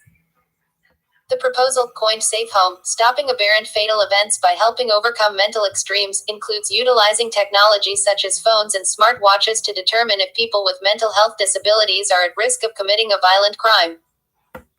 Research has shown that people with mental health disabilities are far more likely to be victims of violent crime than committers of violent acts, yet Bob Wright intends to create stigma and fearmonger mental health as his organization did with... And did it all Nazi white. They're doing fearmongering. They actually did to Jews too, like said Jew people are vindictive and violent, and they don't care, they will rape people. That's exactly what Nazi did, and they're doing the same thing to autistic. With autism and autistic people. Has Autism Speaks changed at all? No. Can they change? Autism Speaks claims it is no longer seeking a cure, and the word cure was removed from its mission statement in 2016. Their goal is still to get rid However, of. when one reads its 100-day kit, when one sees Autism Speaks support of applied behavioral analysis and cure and treatment research via the Autism Cares Act, when one watches a PSA created by Autism Speaks, it is evident that they still prioritize fixing or curing autism. Their updated mission statement is, Autism Speaks is dedicated to promoting solutions, across the spectrum and throughout the lifespan, for the needs of individuals with autism and their families through advocacy and support. Increasing understanding and acceptance of people with autism spectrum disorder. And advancing research into causes and better interventions for autism spectrum disorder and related conditions. Autism Speaks enhances lives today and is accelerating a spectrum of solutions for tomorrow. Again, causes and interventions is prioritized over supporting the needs of autistic people. The word solutions is the likely substitute for cures. Mm-hmm. And the fact that they still disrespect the language preference of the autistic community by saying people with autism spectrum disorder rather than autistic people is just one example of how they do not promote autism acceptance or respect for autistic people. I'm definitely Autism Speaks hasn't changed a bit since 2005, except for having significantly more money, power, and influence. So, is there a chance that Autism Speaks could hypothetically be an autistic advocacy organization rather than an autism charity, or an organization that could actually do good for the autistic community? Because its history is so tainted already, it would have to take monumental strides to transform its leadership and its mission and goals to those helping autistic people rather than seeking to treat them or get rid of autism. Some simple aesthetic things Autism Speaks could do is change its puzzle piece symbol to a more positive symbol, such as the symbol for neurodiversity. Or even just remove the puzzle piece symbol and replace it with almost anything else. Mm-hmm. But Autism Speaks does not intend to replace the puzzle piece symbol now, believing it to be a positive symbol, and even has a puzzle piece toolkit for schools to use for activities during April, or Autism Awareness Month. Another simple thing Autism Speaks could do is use identity-first language, but as seen by its social media accounts, the organization does not intend to do this either. Actions that would take a lot more work for Autism Speaks to become an autism and neurodiversity positive group would be to transform its leadership and include many autistic people. It would have to reprioritize its funding to services for autistic people, which as of now receives less than 2% of the budget, and support research. Yeah, with funding to Autism Speak going down, it only matter of time before they fall on their face like they deserve. For social needs of the autistic community rather than towards cure and treatment research as it continues to do. It would have to change its literature and advertisements, including the 100-day kit, and remove its pathologizing language and remove the myths it has spread, such as the myth that autism is on the rise and more common in boys. Mm-hmm. It would have to denounce applied behavioral analysis and related harmful early interventions for autism and recommend alternatives such as occupational therapy, music therapy, and speech-language pathology, among others. And possibly the least likely thing they will ever do is they will have to issue a public apology to the autistic community for all of the harm it has caused by its PSAs, its funding priorities, by lobbying for anti-autistic practices and legislation, and pledge to be better and learn from autistic people to unlearn ableism. But because even one of these changes is unlikely to happen, it would be better to support existing autistic advocacy organizations such as the Autistic Self-Advocacy Network, the Autistic Women's and Non-Binary Network, Autistics United Canada, and Autism Inclusive Meets. Autism Speaks is not the only harmful or ableist organization that claims to be an autism charity. But it is among the most influential, and continues to silence autistic people to this day. Huge companies and influential celebrities continue to pour money into Autism Speaks, either ignorant of the harm it has caused to the autistic community, or not caring about such harm. More companies, such as Sesame Street, Kellogg's, and Lids Hats partnered with Autism Speaks this year alone. Few companies, such as Voodoo Donut and Build-A-Bear, actually listened to and respected the autistic community after educating them on why it's a harmful organization. After outcry from the autistic community, whether it was purely a business decision or whether they really did want to respect autistic people, they listened, and we are thankful they did so. Many companies believe supporting Autism Speaks is good for business despite its controversy, and ignore the autistic community. As an autistic person, I oppose Autism Speaks and related ableist organizations. I refuse to allow its pathologizing language to dictate my self-worth. Mm-hmm. And I will try my hardest to persuade people and organizations that support Autism Speaks to think otherwise and listen to the autistic community. Mm-hmm. And you're saying Autism Speak, stuff that they do need to be chronologized. Yeah, what I said, it chronologized. They've done so much horrible crap. It ain't even damn on funny anymore. It need to be, they need to be chronologized and brought to justice for the shit that they do. Like, literally. It may be crazy, but if you just stop and think about it, they need to be chronologized for what they do. Now here's something else. Good autistic advocacy organizations versus bad autism charities. Posted on November 28, 2019 by Cassandra Crossman. Image description: examples of good autism advocacy organizations at the top, such as the Autistic Self-Advocacy Network, Autistic Inclusive Meets, the Autistic Women and Non-Binary Network, and Autistics for Autistics, compared to examples of bad autism charity organizations, such as Autism Speaks, TACA, Autism One, the Autism Society, the National Autistic Society, and Generation Rescue. Unfortunately, the bad autism organizations significantly outnumber the good autism advocacy organizations. There are a lot of autism organizations out there, and it can sometimes be difficult to tell which ones are worth supporting and which are worth boycotting. Not true. Some organizations appear to be autistic advocacy organizations when they are in reality harmful to autistic people. What is the difference between autistic advocacy organizations and bad autism charity organizations? True autistic advocacy organizations involve autistic people and are created by autistic people themselves. Mm-hmm. From the very beginning, autistic advocacy organizations are made for autistic people, by autistic people, and their missions are focused on improving rights and opportunities for autistic people. Autistic advocacy organizations are centered on the social model of disability that supports the notion that autistic people are more disabled by physical and cultural barriers than they are by their disability or neurodiversity, rather than the medical model of disability, which asserts that autism and related conditions are undesirable and Well, it's true. Like, our society is so bad with and how they pose it. It's bad, and what they think the right thing to do is to get rid of it and not right. are undesirable and should be treated or cured.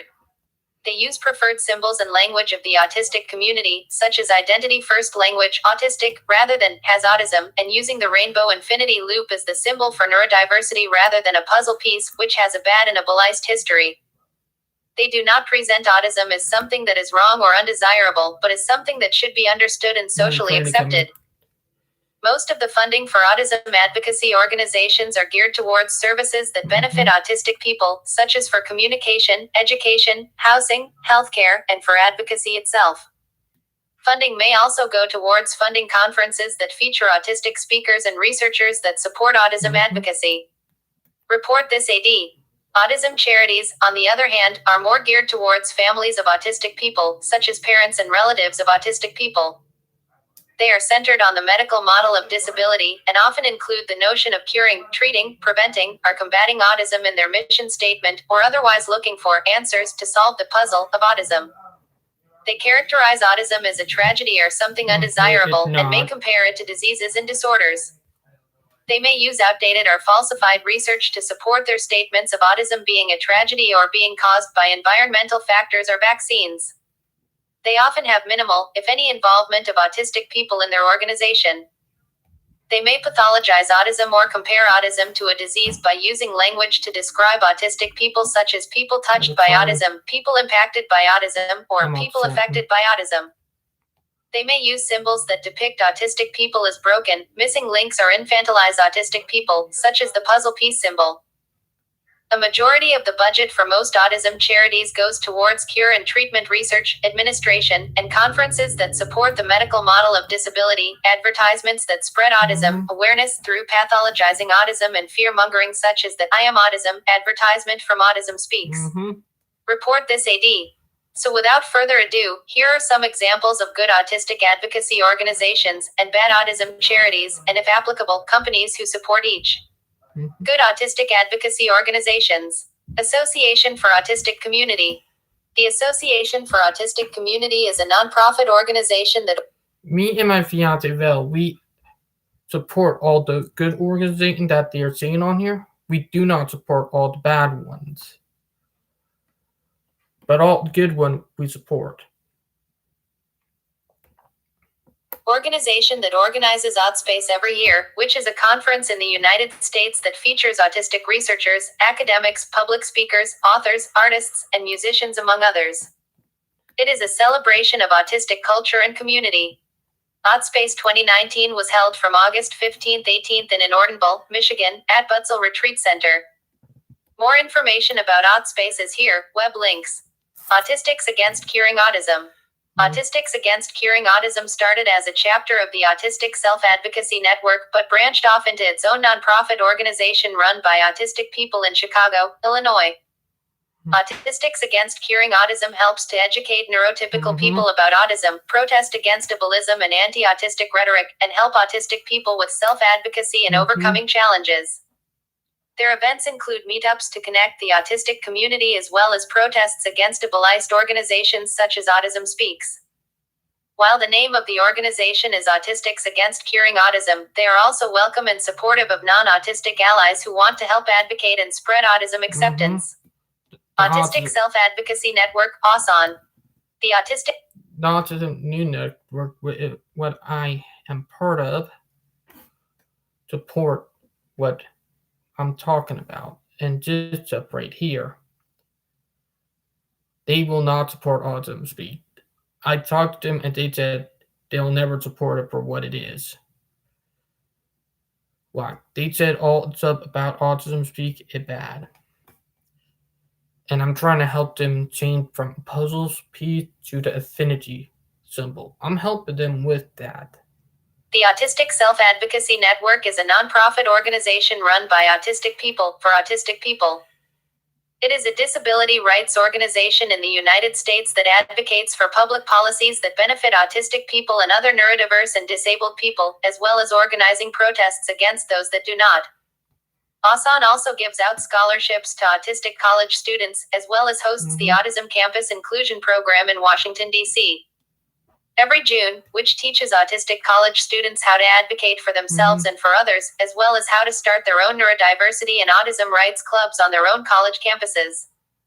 A flyer about ASAN's goals can be viewed here, and their position statements can be viewed here. Autistic Inclusive Meets, AIM.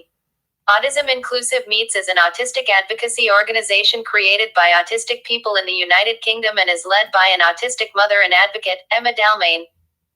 It is a nonprofit organization focused on promoting autism acceptance by educating the general public about autism and the needs of autistic people, as well as protesting against laws and organizations that harm autistic people. They also connect the autistic community by hosting weekly meetups and organizing events such as Autistic Pride Picnics, which celebrate autistic culture. Autistics for Autistics Ontario, A4A. Autistics for Autistics, A4A, is an organization of autistic adults in Canada who are also an affiliate with the Autistic Self-Advocacy Network, AUSON. They are focused on improving rights and opportunities for autistic people and meeting the needs of the autistic community, especially in the areas of school inclusion, employment, housing, and access to medical care. They also organize protests against ableist organizations such as Autism Speaks Canada. Awesome Ireland. Awesome Ireland is a community organization run by autistic people. Awesome Ireland hosts Awesome Cork every year, which is a conference that features autistic advocates and educates the general public about the needs of autistic people. The next Awesome Cork takes place on March 29, 2020 at Rochestown Park Hotel in Douglas, Ireland. Autistics United Canada. Autistics United Canada is a disability rights organization created by autistic people and are committed to raising the voices of autistic people. They were previously affiliated with the Autistic Self-Advocacy Network, and was later established as Autistics United Canada with chapters and self-advocates throughout Canada. They are focused on building connections and community of autistic people and fostering autistic identity and pride. They advocate for improving education and accessibility to healthcare for autistic people, as well as ensuring that autistic people are involved in public policy decisions made about them. They additionally have a mobile neurodiversity library in their Vancouver chapter with books about autism acceptance as well as fidget gadgets for autistic people. Autistic Women and Non-Binary Network, ON. The Autistic Women and Non-Binary Network, ON, is an autistic-led organization with a mission to provide community, support and resources for autistic women, girls, non-binary people, and all others of marginalized genders. They also provide support for minority groups such as autistic LGBTQ+ people and autistic people of color. ON provides opportunities to connect the autistic community. You gotta know I'm bisexual, so yeah. Communities such as networking, educational and social gatherings, autism acceptance events, book readings, and autistic pride picnics, among others.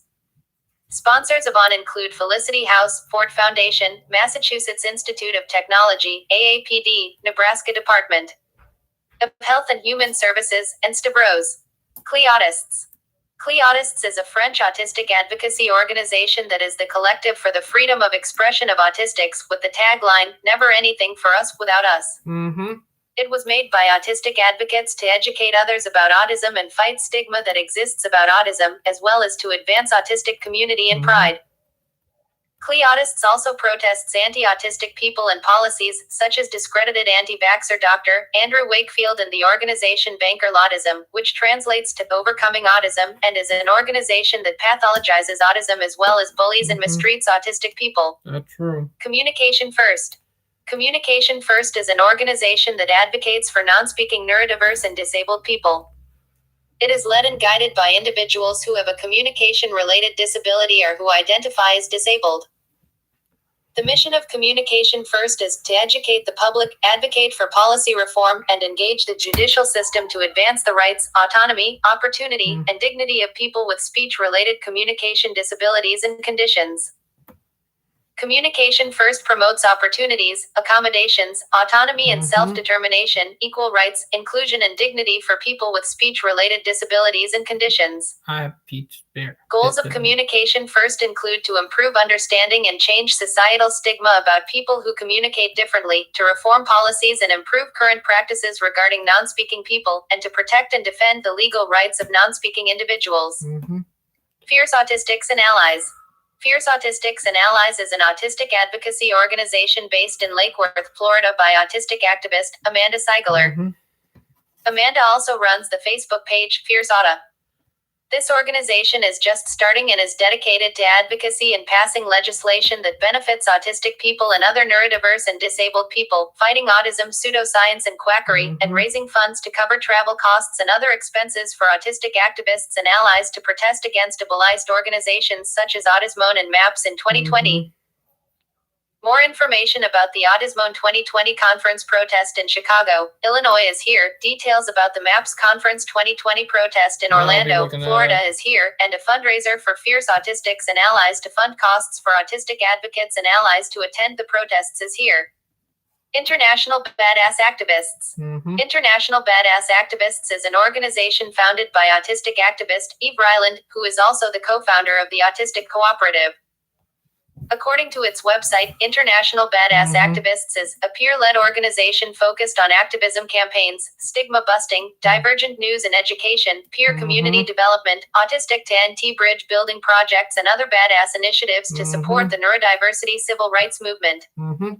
It also protests other ableist organizations such as TACA, or the Autism Community in Action, Autism, and MAPS, and speaks out against autism, pseudoscience, and quackery. It is also a platform that helps to spread news and information about autistic history and issues concerning the autistic community. London Autistics Standing Together, LAST. London Autistics Standing Together, LAST, is an autistic advocacy organization led by autistic advocates in London, Ontario in Canada. They were founded in 2016 in response to a lack of support for autistic people. LAST holds bi-weekly meetings at Knollwood Public School in London, Ontario as a support group for autistic people, and also has a neurodiversity lending library in which support group members can check out books and STEM gadgets. Sponsors of LAST include Empower You and Art for Autism. Non-Speaking Community Consortium. The Non-Speaking Community Consortium, NCC, is a nonprofit organization founded by non-speaking autistic and other neurodiverse non-speaking people and allies and promotes communication access and choice. The NCC has the motto, "Because communication is a human right." It advocates for the rights of non-speaking autistic people, and its mission statement is to promote access and communication choice for non-speaking individuals through education, research, and advocacy.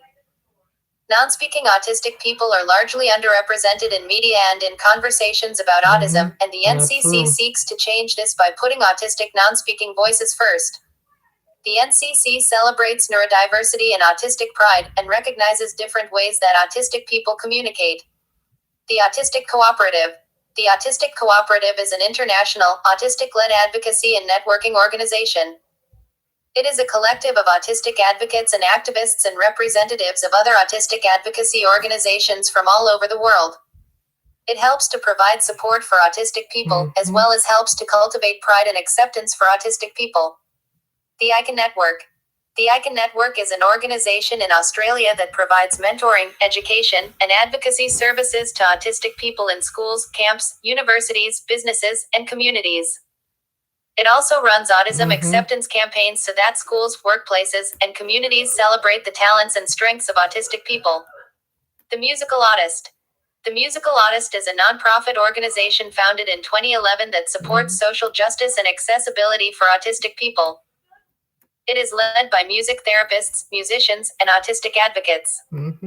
Its mission is to create equal access to the fine arts, to improve employment opportunities for autistic musicians, to create spaces for autistic people to perform and thrive, and to cultivate autistic pride and acceptance. This organization is not just for autistic musicians, but a musical autist, according to the organization, is simply anyone who is autistic who likes music. Since its founding in 2011, the Musical Autist has held empowerment jam sessions, sensory-friendly concerts, and musical autist troupes for both youth and adults that connect the autistic community and allies and introduce songs that celebrate neurodiversity. You can go here to support the Musical Autist. The SLP Neurodiversity Collective. The SLP Neurodiversity Collective is a group of neurodivergent speech-language pathologists that support the neurodiversity paradigm. They are led by neurodiverse SLPs as well as autistic advocates such as Julia Bascom, who is also the president of the Autistic Self-Advocacy Network.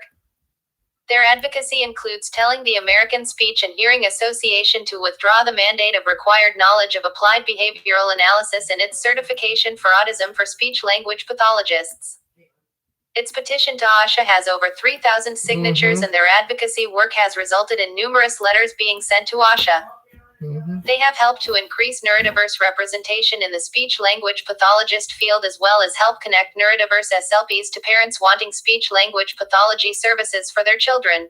The Thinking Person's Guide to Autism. The Thinking Person's Guide to Autism is a platform that provides autism news, discussions, and resources. Yes. Hey, I just want to apologize for being mean to you earlier. I was just going through a lot right now. I apologize. Okay. And resources. My brother Its mission is to provide That clear, was soccer. referenced, and evidence-supported information contrary to Okay, that was soccer. Which happen. That don't usually happen. Contrary to negative societal attitudes about autism and fraudulent autism pseudoscience that is often promoted as autism cures and treatments. Yellow Ladybugs, Autistic Girls and Women. Yellow Ladybugs is an autistic-led, non-governmental organization in Australia that promotes the rights and social acceptance of autistic women, who are more likely to be misdiagnosed or undiagnosed due to a male diagnosis bias in autism, existing male-based stereotypes in autism, and that autistic women may present autism differently than autistic men. The mission of Yellow Ladybugs is to support, celebrate, and recognize autistic women. Autistic too. Yellow Ladybugs hosts For those social of you who events don't for know. autistic girls ranging from ages 5 to 16 in sensory-friendly, accommodating, and inclusive environments to help foster autistic community and culture from a young age. A sponsor of Yellow Ladybugs is Nelson Alexander. Report this AD. Bad Autism Charity Organizations. American Autism Association, AAA. The American Autism Association does not have any involvement or input from autistic people and was made for caregivers and families of autistic people. Its logo uses the puzzle piece symbol, which is disliked by a majority of autistic people that's and has true. an ableist history. It also spreads the myth that boys are 5 times more likely to be autistic than girls and encourages caregivers to use applied behavioral analysis, a controversial and harmful early intervention that can cause PTSD in autistic adults. And it can also. It additionally uses language on its website that PTSD and autistic language on its website that pathologizes autism, such as the symptoms of autism are treatable, and refers to autistic people as individuals affected by autism spectrum disorder. Sponsors of the American Autism Association can be viewed here, the most significant of them being Autism Parenting Magazine, Kermark, Mindy Wender Fitness, El Paso Ranch, Shaping Change, and Everyone Can Learn. Here, Jane, these people are narcissistic and they're toxic, dangerous, and the organizations that feel hate to us need to be criminalized. And for people who don't know, yet ABA therapy can cause PTSD, and yet it can cause autistic to get sexually assaulted. We have a higher chance because of that. Blood Jump from Autism Speaks give a more of a reason being attacked violently by people who are narcissistic and neurotypical. So think about Autism Speak. You just put half of the autism community in danger because of your stupid, ignorant, naughty ass thinking way. And I would love to criminalize you if I were president for all stuff you did against us that were wrong. Autism Canada. While Autism Canada does have an ASD advisory committee of autistic people and has taken a stance against the blue pumpkin trend for Halloween, on a whole, the organization is still problematic. Autism Canada uses pathologizing language about autism and discusses biomedical treatments and quack diets for autism on their website. It promotes other ableist organizations such as the Medical Academy of Pediatric Special Needs, or MAPS, which was formerly Defeat Autism Now. Dan. Autism Hope Alliance, AHA. Autism Hope Alliance has parents of autistic children on its board but has no input or involvement of autistic people. Autism Hope Alliance is partnered with the Autism Recovery System, which is an online autism treatment and recovery website, which states that, yes, autism is treatable, and in some cases, even recoverable. This language pathologizes autism and stigmatizes autistic people. Autistic people do not recover from autism because autism is not a disease to be recovered from. Autism Hope Alliance describes itself as the first nonprofit foundation for autism to emerge from the natural foods industry and promotes supplements as treatments for autism and additionally supports research on dangerous and lethal chelation and detox for autism. A full list of Autism Hope sponsors can be viewed here, and they include various supplements, CBD products, and companies that claim to cure or treat autism, such as 101 CBD. Org, Autism Recovery System, and Autism Transformed. Autismone. Autismone is a parent-driven. The organizations that are doing it need to be criminalized. Driven organization that does not involve autistic people and characterizes autistic people as diseased and poisoned and in need of a cure. The website's front page includes harmful and stigmatizing language such as winning our war against autism and recovery is possible. Children get better. Autismone supports cure and treatment research for autism and hosts an annual conference in the United States that promotes quackery and attracts harmful figures to the autistic community such as Andrew Wakefield, Jenny McCarthy, and Carrie Rivera, who all support curing and treating autism with methods such as supplements, detox, and even chelation and MMS bleach. That's true. The fuckers are the worst, and they need to be criminalized. I don't have a fucking clue how they keep on getting away with their fucking shit, and they need to be stopped. Literally. Bleach.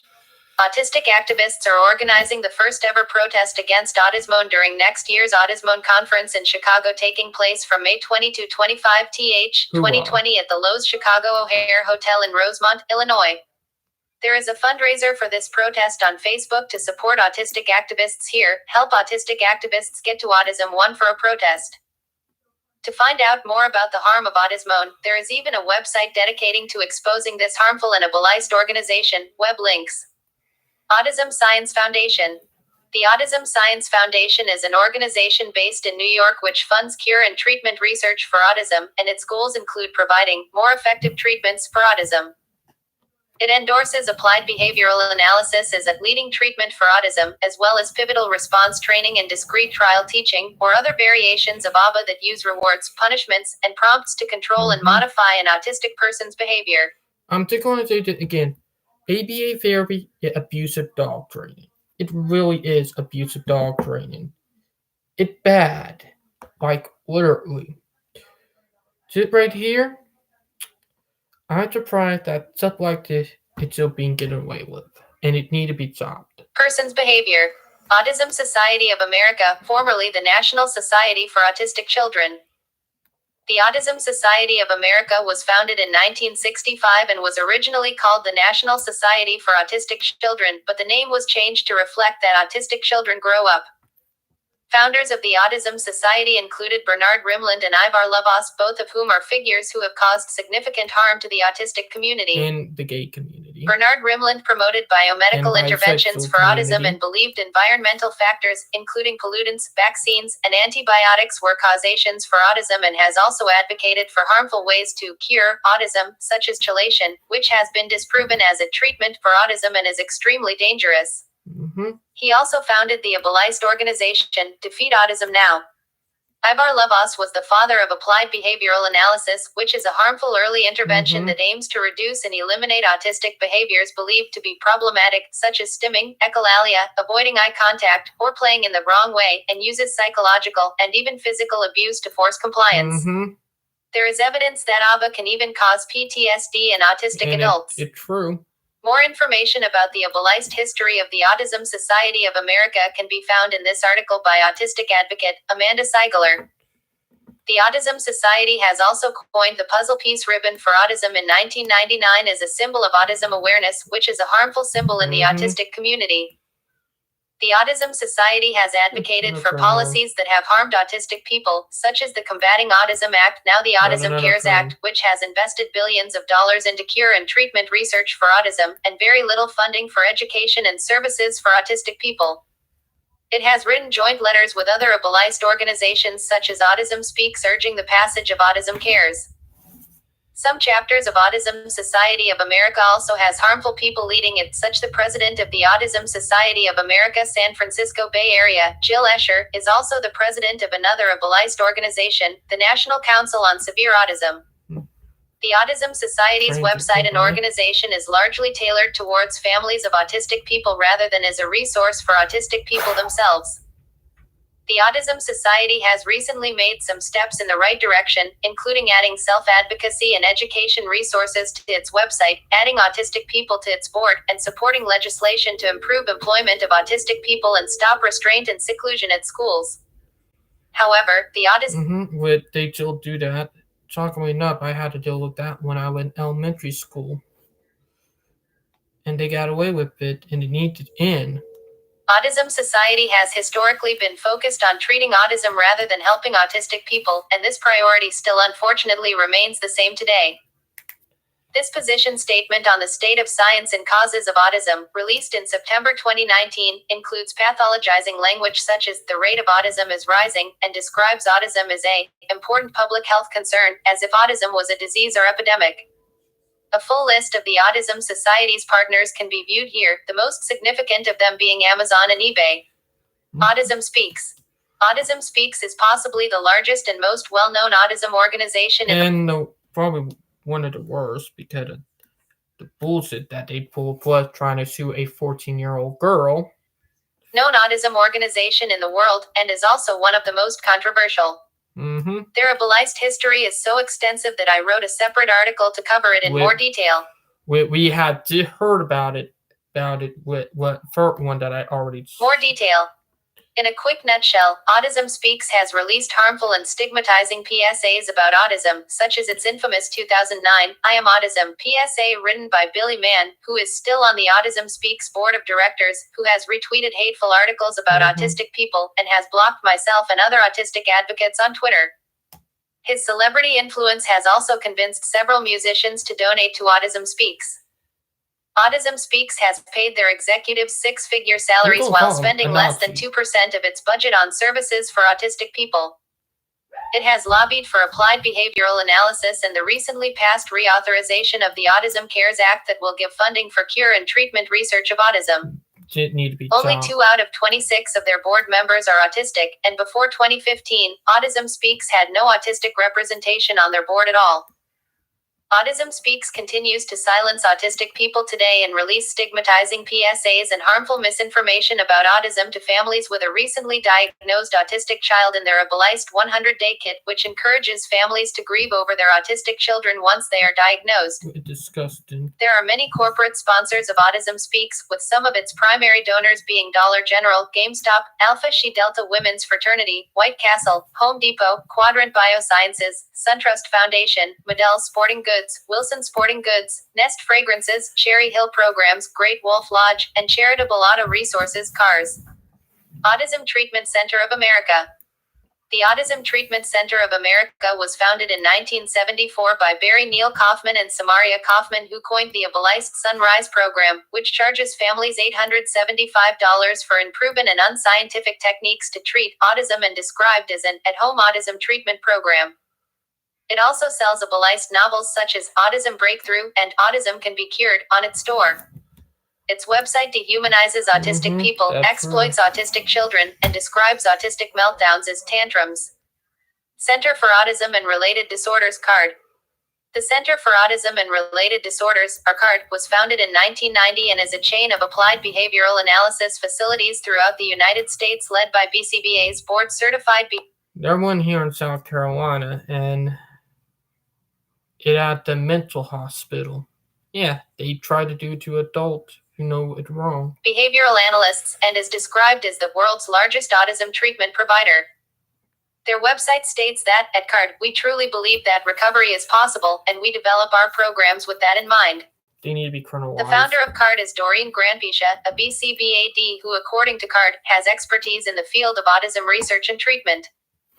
The website hails Ivar Lovas, the founder of ABBA, as someone who discovered that intensive early intervention using applied behavior analysis (ABBA) yielded a 47% recovery rate among individuals with autism who participated in his study. And it needs to be ABBA is strict criminalized. compliance therapy and is extremely abused towards autistic people. CARD focuses on treating autistic people through ABBA and attempts to make autistic people appear neurotypical. Cure Autism Now. Cure Autism Now was founded in 1995. Its mission statement says the following: Cure Autism Now is an organization of parents, clinicians, and scientists dedicated. The organizations that are the bad ones, they need to be criminalized and shut down, and the parents in them need to be put in psychiatric wards or in prison. My point is, if we don't get rid of these people, there's going to be a holocaust of the autism community. Literally. Like, this shit is going to happen if we don't stop it. Like, we are trying to stop a holocaust of our own community with it.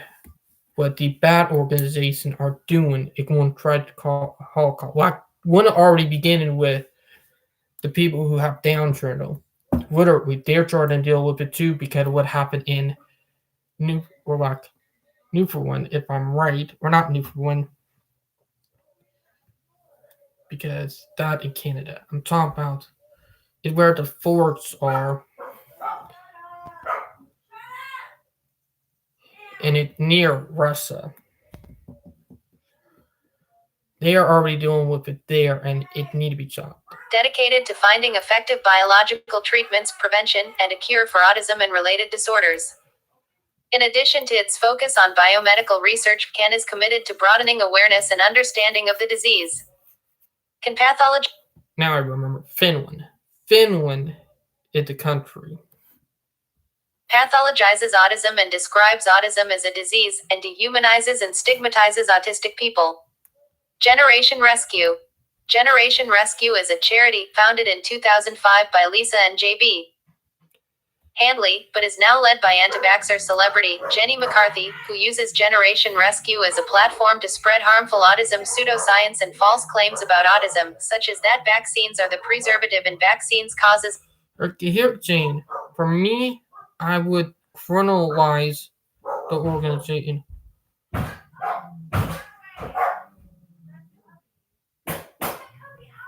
Oh, Norway. Now I remember. Norway, the country. Causes autism, that chelation Not is a Nicole, cure my for bad. autism, that quack diets and supplements can't treat autism, and that biomedical intervention can help autistic children recover from autism.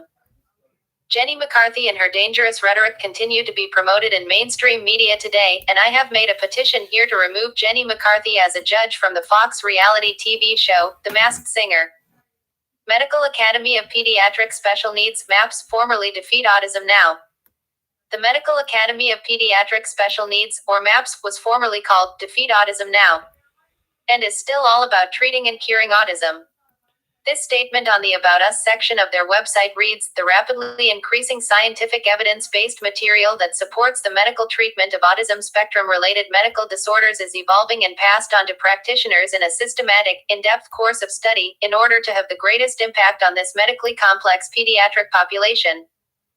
They also describe autism as something that should be battled, like a disease. As practicing medical professionals tasked with battling ASD, we need to implement a sound. If you people remember the Holocaust, they checked with the Jews. Yeah. What I've been saying for the whole live stream, which is we need to stop them and criminalize them. Need to implement a sound standard of care that is built on science, like to introduce methods. That is, scientifically tested and proven methods. That is why I would like to introduce you to MAPS, the Medical Academy of Pediatric Special Needs. This forward-thinking organization is dedicated to establishing, teaching, and supporting the treatment of these children. MAPS is also partnered with Doctors Data Inc., which has been sued by parents of autistic children for giving misleading reports to quack doctors that falsely claim that high levels of toxic metals are in urine and stool samples, so that families are more likely to use these results to justify treating their autistic children with dangerous pseudoscientific methods such as chelation. They are additionally partnered with other ableist organizations such as the Autism Community in Action, formerly named Talk About Curing Autism, and the National Autism Association. National Autism Association. The National Autism Association, NA, depicts autistic people as broken or in need of a treatment or a cure, deeming autistic people as people affected by autism. It promotes pseudoscience, including that diets can alleviate symptoms of autism, or that autism is bioneurological. It also falsely states in its autism fact sheet that autism can be completely overcome in some cases, and that since autism was first diagnosed in the U.S., the incidence has climbed to an alarming 1 in 59 children in the U.S. A fucking fearmonger on what they do. Like, literally, did think about it. They is what you call fucking fearmongering. And they do keep getting away with it. We need to put a foot down and say enough if enough. The U.S. presenting autism as a growing epidemic that needs to be treated or cured. NA lists dietary interventions, such as the gluten-free, casein-free diet and the specific carbohydrates diet, as well as promotes applied behavioral analysis as a therapy for autism. It has ableist PSA ad campaigns, such as its Autism SOS campaign that has an image of an autistic child trapped inside a baby bottle with the SOS standing for social avoidance, obsession and repetition, and speech delays. Sponsors of the National Autism Association include Alex Anani, Vivint Gives Back, Comfy's Premium Diapers, Medical Alert Foundation, Hickey's Lacing System, Rodied, Avatalker AAC, and the Autism Site. National Autistic Society, NAS, formerly the National Autism Society. The National Autistic Society is the oldest autism organization on the list. It was founded in 1962 as the Autistic Children's Aid Society of North London. In 1963, Gerald Gasson, a member of the executive committee of NAS, designed the very first usage of the ableist puzzle piece symbol for autism, which was a puzzle piece with a picture of a crying child inside of it, and this became the very first logo for the NAS, out of the origin that autistic people suffered from a puzzling condition. Today, they manage numerous schools and residential care facilities and are the largest autism-related organization in the United Kingdom. To the credit of NAS, they have made some positive changes to their organization since it was founded, including changing the name of their organization to reflect the overwhelming preference autistic people have for identity-first language by changing their name from the National Autism Society to the National Autistic Society, by using identity-first language on their website, and getting rid of their ableist puzzle piece symbol for autism for their logo despite being the organization that invented it. However, today they are still a controversial organization in the autistic community. The most recent controversy of the National Autistic Society was in 2018, which came from the charity escaping prosecution for abuse in the Mendip residential care facility they were in charge of, as well as covering up the extent of the abuse. I think They are also controversial for issues of lack of autistic representation in their organization, for not taking a clear stand against strict compliance of therapy and supplements and other biomedical treatments, and even listing these as treatment options on their website. The National Autistic Society's full statement reads, "There are a range of communication-based, behavioral, and educational approaches used to support people with autism to fulfill their potential. What did somebody else message me? These include approaches such as PECS, Picture Exchange Communication System, TEACCH, treatment of autistic and communication handicapped children, ABA, applied behavioral analysis, sensory integration, and speech and language therapy." The National Autistic Society, NAS, believes that such interventions need to be adapted to the needs of the individual and monitored for impact. Biomedical interventions include restrictive diets, supplements, hormone interventions, and drugs. Some people advocate the use of biomedical interventions to treat autism, whilst others believe they are useful in treating coexisting conditions. The NAS believes there is little scientific evidence demonstrating the efficacy of biomedical interventions in supporting people to directly manage their autism, rather than to treat other conditions. As with many drug treatments, some biomedical interventions have associated side effects and risks. People with autism may be more susceptible to those side effects. The NAS believes that biomedical interventions should only be used under medical supervision by someone who understands autism, and that the positive and negative impacts should be regularly and carefully reviewed. Next for Autism. Next for Autism has behavioral therapists, graduate students studying applied behavioral analysis, ABA, or people who have worked in the ABA industry on its team. They have no autistic advocates on its team or its board of directors. They are also partnered with Autism Speaks as well as with ABA certification programs. Pathfinders for Autism. Pathfinders for Autism is an autism organization based in Maryland. It uses the ableist puzzle piece in its logo. It lists applied behavioral analysis and other variants of ABA on its therapies and treatments for autism page, such as discrete trial training, DTT, and pivotal response training, PRT. It also lists quack diets as autism treatments such as gluten-free and specific carbohydrate diet, and biomedical treatments such as vitamins and supplements to treat autism. The Autism Community in Action, TACA, formerly Talk About Curing Autism. The name of TACA may have changed, but they are still all about curing autism. Under the Who We Are page, the founder of TACA states that TACA's goal is to provide education, support, and information to parents to help their children diagnosed with autism be the very best they can be, with the hope of recovery. TACA constantly promotes cures and recovery and medical interventions, including quack autism diets. TACA has also invited quack doctors and anti-vaxxers promoting pseudoscience that are on the quack doctors watch list to their conferences, including John Green, Bob Sears, Nancy Hara, and anti-vaxxer and celebrity, Jenny McCarthy, who was their spokesperson until 2008. The Autism Research Institute. The Autism Research Institute, ARI, was founded in 1967 by Bernard Rimland, who also founded the Autism Society of America. As stated earlier, Bernard Rimland advocated for dangerous autism treatments, such as chelation, and falsely believed vaccines, pollutants, and antibiotics were causations for autism. The motto alone of the Autism Research Institute is ableist, autism is treatable. The Autism Research Institute presents autism as a growing epidemic. For many years, autism was rare, occurring in just 5 children out of 10,000. However, since the early 1990s, the rate of autism has increased dramatically around the world, with figures as high as 60 per 10,000.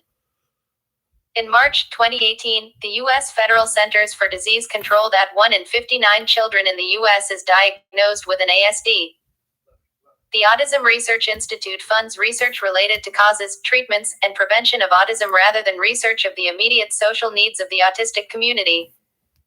The National Council on Severe Autism. Just the name alone is a beliest because there is no such thing as severe autism. Exactly. Autism is not a binary linear spectrum of low to high functioning, but is a gradient of different needs of each individual autistic person in areas such as executive functioning, sensory input, perception, and communication, among others. But beyond the problematic name, the National Council of Severe Autism also releases articles commonly promoted by the autistic dark web, or a group of people that harass autistic activists That's promoting true. neurodiversity, such as their How to article, harass The Autism autism. Acceptance Hoax, which is telling that the National Council of Severe Autism are anti-autism acceptance. They not only don't have autistic representation in their organization, but they also have some harmful people on their staff. The president of the National Council of Severe Autism is also the president of the Autism Society of America, San Francisco Bay Area. Allison Singer is the organization's treasurer, who has worked for other ableist organizations such as Autism Speaks as their vice president in 2009 and is president of the Autism Science Foundation. In a documentary sponsored by Autism Speaks called Autism Every Day, Allison said, with her child in the same room, that she contemplated driving off a cliff with her and her child inside. The National Council also supports applied behavioral analysis and has numerous BCBAs, or board-certified behavioral analysts, on their board. Thinking Autism, Treating Autism. Thinking Autism is a UK-based autism charity that promotes quack diets to treat autism, such as gluten and casein-free diets, and falsely claims that autistic people can eventually recover from autism. It has testimonies on its website from autistic people who they list have recovered from or relinquished their autism diagnosis. There are no autistic people in its staff or on its board, and all its board members are parents of an autistic child. It pathologizes autism and promotes research investigating causes and treatments of autism rather than research that addresses the needs of the autistic community. Spark for Autism.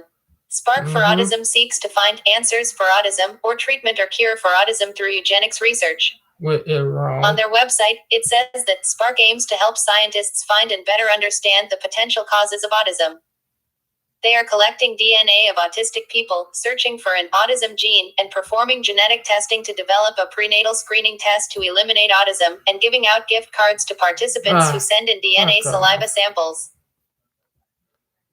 Spark is funded by the Simons Foundation Autism Research Initiative, SFARI, whose mission is to improve the understanding, diagnosis, and treatment of autism spectrum disorder, ASD, by funding cutting-edge research of the highest quality and significance. Spark is assisted by Autism Speaks and their MISSNG project, as well as their autism response team. Spark has also advocated for ABBA in their blog and website. Vaincreel Autism. Vaincreel Autism is the French equivalent of an ableist charity such as Autism Speaks. That's true. My friend from Europe is going against the group and calling them out for what they are. My friend. Its English translation is To Overcome Autism. Its founder has bullied autistic people protesting injustice, such as protesters from the autistic advocacy group Cleautists and autistic advocate Louis Brunel. Vaincreel Autism views autism as a problem to be eradicated or cured, and believes in institutionalization of autistic people. Technically, he a Nazi. He technically a Nazi, and I'm definitely going to put a meme of him with a swastika showing what he is. Just to bring it down, because memes, for those people who know, memes have really screwed bad people up. And him, I think, need to be on a swastika with a karma symbol. There are unfortunately many more bad organizations than there are good ones. But what should we do about companies that support the bad autism organizations? There are a few options to convince companies and businesses to stop supporting bad and ableist autism organizations. 1. Education. Unfortunately, most companies and businesses do not do any research or consult with autistic people when deciding which autism organization to support. So many autistic people take it in their own hands to educate corporations, people, celebrities, and businesses on why the organization they are supporting is harmful or ableist, and give alternatives, such as one of the autistic advocacy organizations above. This option works best for small businesses and people who do genuinely want to help and support the autistic community, but do not have prior knowledge about why the autism organization they support is harmful to autistic people. A recent example of a company that changed their organization to support from a harmful one to a good one was Voodoo Donut. With a good thing. Out of pressure from autistic advocates educating them with comments on their social media platforms, Voodoo Donut changed the organization from Autism Speaks to the Autistic Self-Advocacy Network to support autism acceptance. A portion from their cherry time-flavored donut has benefited us on through September 30th, 2019. Knowledge is power, and our voice matters. Alright, and I'm not done. It did not fully get it all the way through. Just give me a minute because I'm not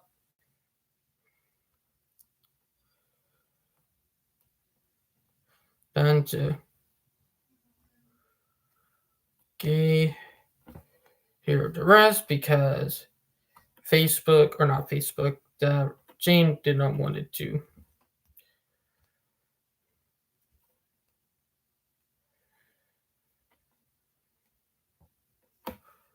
2. Boycott. This works best for larger corporations who care more about money and public backlash harming their company's reputation. If enough people threaten to boycott or not purchase a service or product from the company due to their support of a harmful autism, charity, or organization, they will be more likely to change the organization from a bad and ableist organization to a good autistic advocacy organization if they feel their reputation, brand, service, or pocketbook is threatened in any way. 3. Contact. If you want to send a more personal message to the company, person, or business supporting a harmful autism organization, you can contact the organization via phone, email, or through their social media platforms to send them a message of why the organization they are supporting is bad, harmful, or ableist to autistic people. We need to spread this type of word out. Because Autism Speak and the autism organization that are trying to get rid of it need to be criminalized or just completely shut down. Because it can't keep happening. Because they'll keep on getting away with it, on and on. And it's very bad. Like, literally. Bad review through Facebook or Yelp if applicable. With enough strongly worded messages on why the organization they are supporting is harmful to autistic people, companies and businesses can be persuaded to change the organization to one the autistic community prefers and supports. That's right. Report this AD. 4. Protest. If a company silences, dismisses, bullies, gaslights, or invalidates autistic people attempting to educate them, or is still supportive of a harmful and ableist organization even after they are repeatedly educated by autistic people, the best option may be to confront and protest the company itself for its continuous support of a harmful autism organization.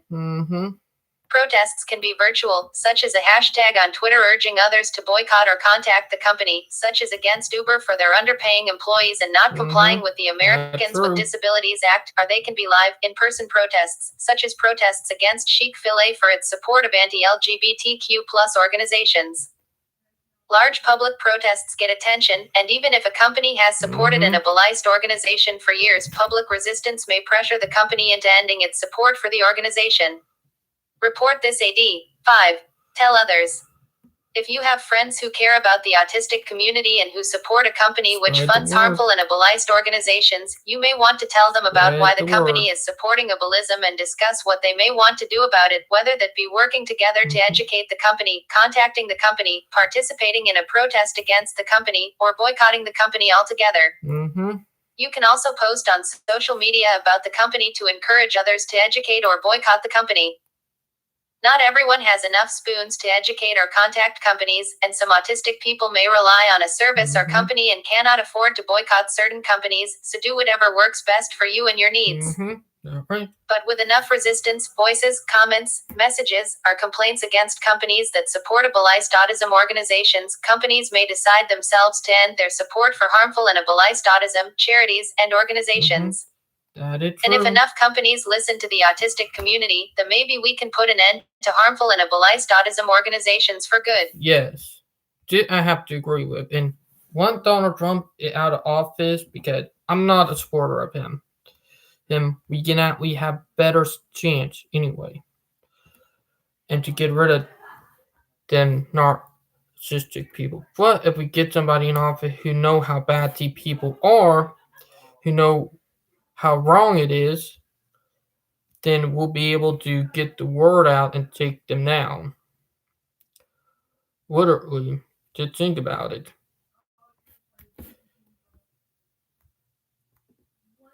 In a way. But yeah. First picture, a brown-haired French-Brazilian 21 years old autistic man with sunglasses standing in the sun in front of Carrickfergus Castle, Northern Ireland. This was me then when I just had nothing than a pre-diagnosis from a psychologist. This pic was snapped in late July 2017, a whole month after I was pre-diagnosed with positive results for undergoing an official diagnosis June 2017. Mm-hmm. At the time, I've started to shift paradigm, reevaluate my whole life perspective in order to exist not as a NT wannabe but as an autistic who from the really beginning understood that the pride lens was an essential start to catch up on so many things you've missed because you've lost time and energy on trying to fit in rather than take care of yourself.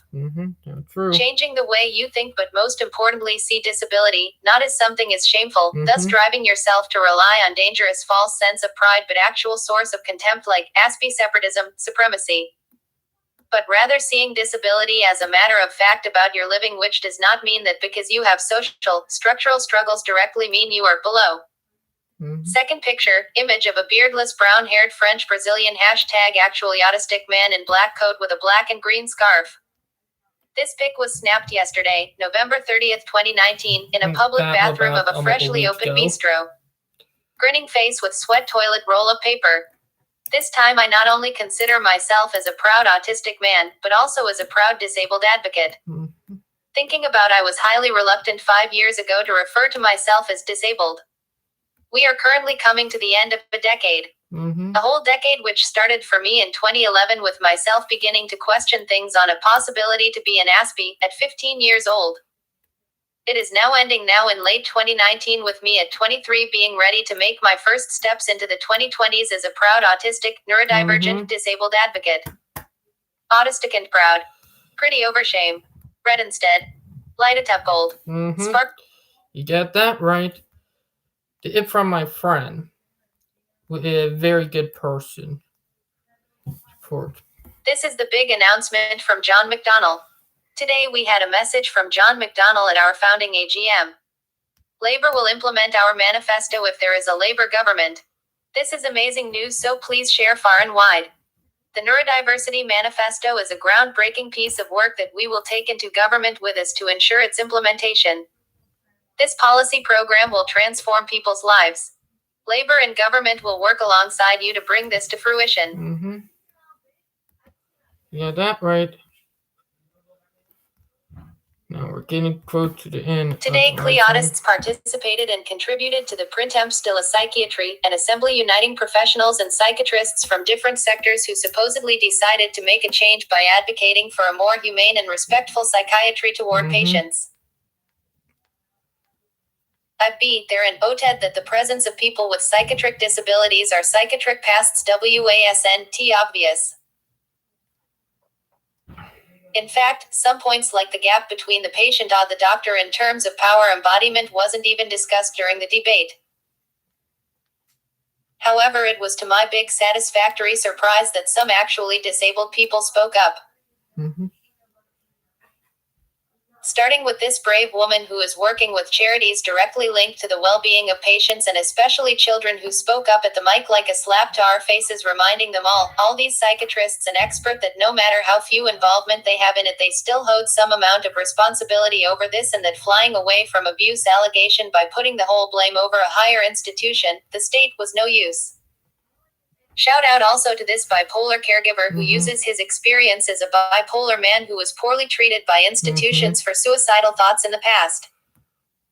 Big up, of course, to all three of my Cleotists comrades who rose the bar about the issue that #actually autistics are still considered as medical subjects rather than human rights citizens.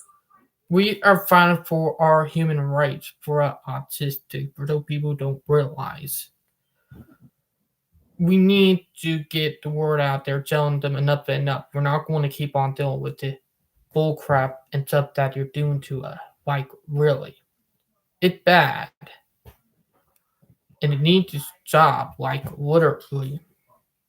However, I believe the biggest surprise came from the lead founder of this mental health, psychiatrized self-advocate group, Come Day Faust, who gave at the mic an immediate response as a reaction to someone trying to appeal to relativism and burlesque comical ridicule to minimize the concepts of humanization, deshumanization. This lead man responded that with his living as someone with an experience with psychiatric abuse, it is unacceptable to find forgiving circumstances by appealing to humor like this.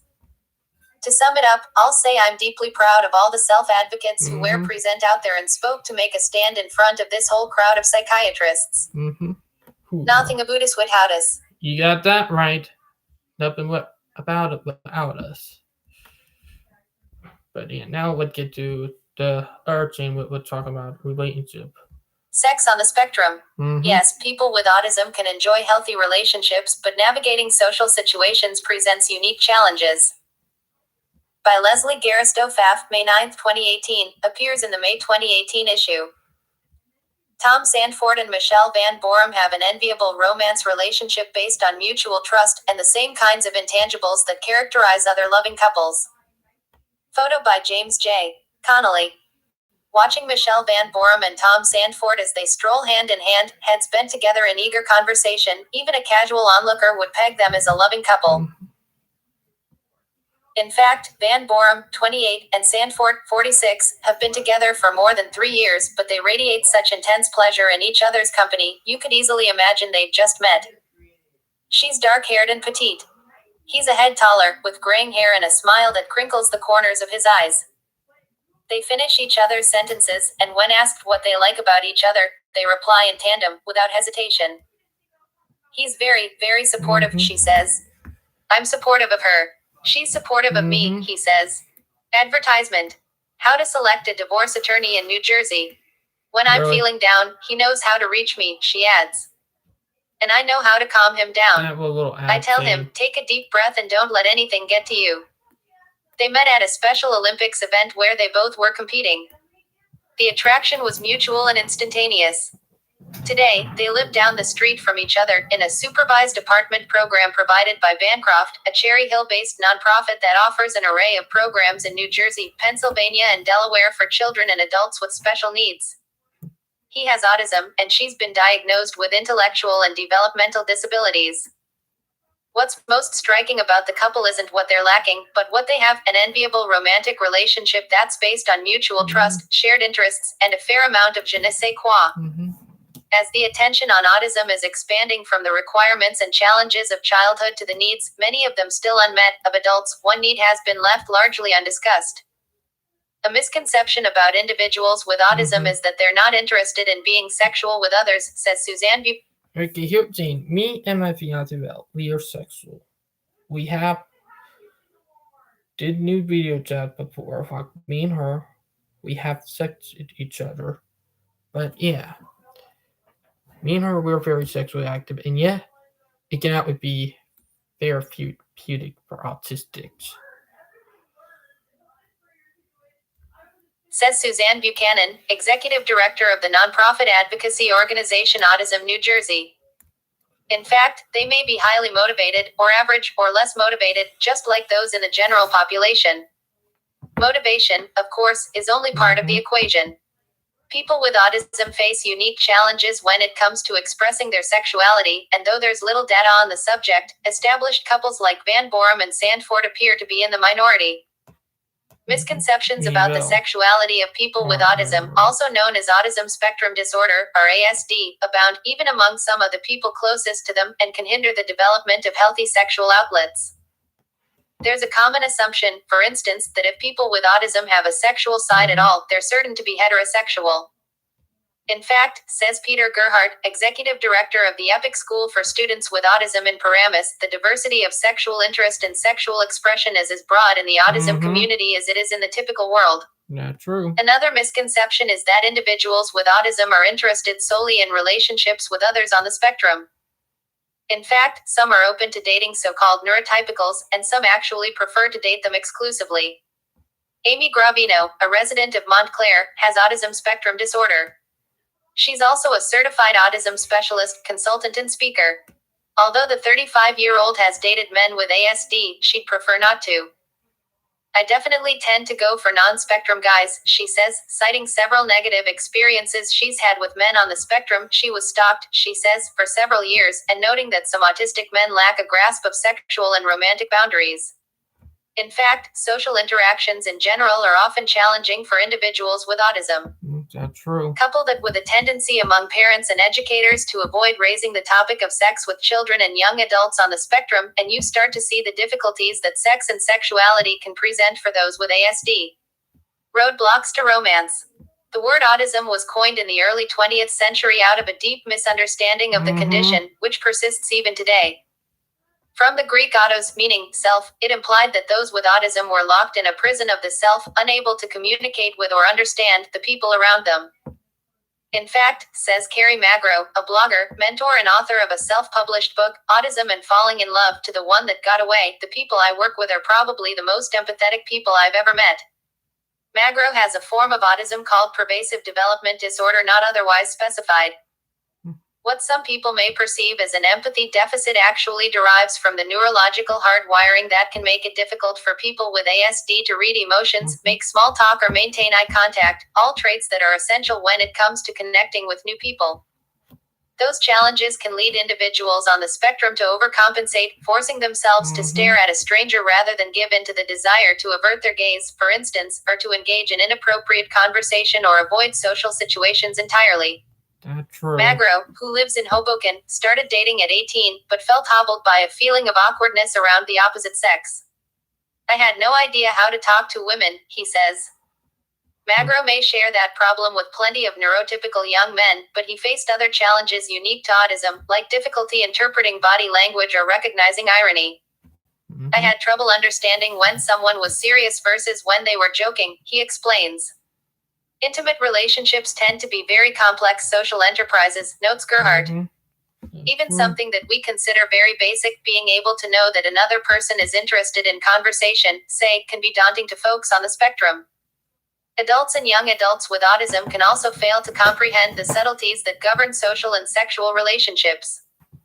Gravino remembers her first kiss, which she initiated on a dare at a skating rink when she was 17. Unfortunately, the boy she kissed was 14, probably her emotional equal at the time, and that kiss got her into trouble with his mother. I had the biggest crush on him, she says, and I remember calling his home and not understanding why his mother was so angry that a 17-year-old girl was calling her 4-year-old son. In love and in peril. Social awkwardness can imperil a romance, or even a chance at romance. But for those on the spectrum, it can threaten safety itself. Women with autism, says Gravino, are often made to feel that we can't have standards. We can't be picky. If someone's paying attention to us, we feel like we've got to hold on to that for all it's worth. That feeling led her to stay with a college boyfriend who was verbally abusive. In the end, she was forced to get a protection from abuse order, similar to a restraining order, against him. The entire relationship and its aftermath left her shaken. I felt very vulnerable, really wanting to feel validated, to feel attractive, she says. It led me to make some bad choices, including another relationship with a man who was verbally abusive. Amy Gravino has dated men who, like her, are on the autism spectrum, but she prefers not to. Some men on the spectrum, she says, lack a grasp of sexual and romantic boundaries. Photo by James J. Connolly. Without an innate ability to assess another person's intentions, people on the spectrum can find themselves the target of sexual predation. And, says Gerhardt, the very lesson... I nearly had that happen to me by an autistic girl that I went to high school with because they were pissed that I tried dating my fiance with my girlfriend at the time, Vale. The autistic girl was pissed that I tried dating the other one and tried everything she can to get me, even trying to sexually assault me one day. I'm not going to do detail with it because I nearly became a sexual assault victim. Yet, even guys can be sexually assaulted and raped, for those people who don't know. The very lessons individuals with autism are taught to help them navigate the world more easily, particularly to follow the instructions of parents, teachers, and other authority figures, can lead them to comply with anyone they perceive as having authority. In general, says Buchanan, people with autism are much more socially naive and are therefore vulnerable targets. Conversely, the lack of an understanding of personal and sexual boundaries can manifest itself in inappropriate, and sometimes illegal, sexual behavior. A danger of a different kind is an unwanted pregnancy, sometimes illegal, sexual behavior. Let me pause it there for a second, but when I was still in high school, my freshman year, I had a soccer girl who was a neurotypical who tried kissing me one day when I was heading out to go home. Like, I'm a car rider. And at the time when I used to go to high school. And in my first year, I was 14 at the time, or technically not 14 yet. Did the first week at high school, and the girl would follow me around. And a few days before my birthday, the girl tried kissing me. Really. And she was actually 4 years older than me. And I realized that I was nearly sexually assaulted because it was creepy in a way. Danger of a different kind is an unwanted pregnancy. Depending on where they are on the spectrum, individuals with autism may not be able to cope with the physical and emotional demands of pregnancy itself, let alone those of raising a child. As a result, decisions regard. I do good with taking care of a child because I did child care when I was in high school, and I did pass class, so I can do it.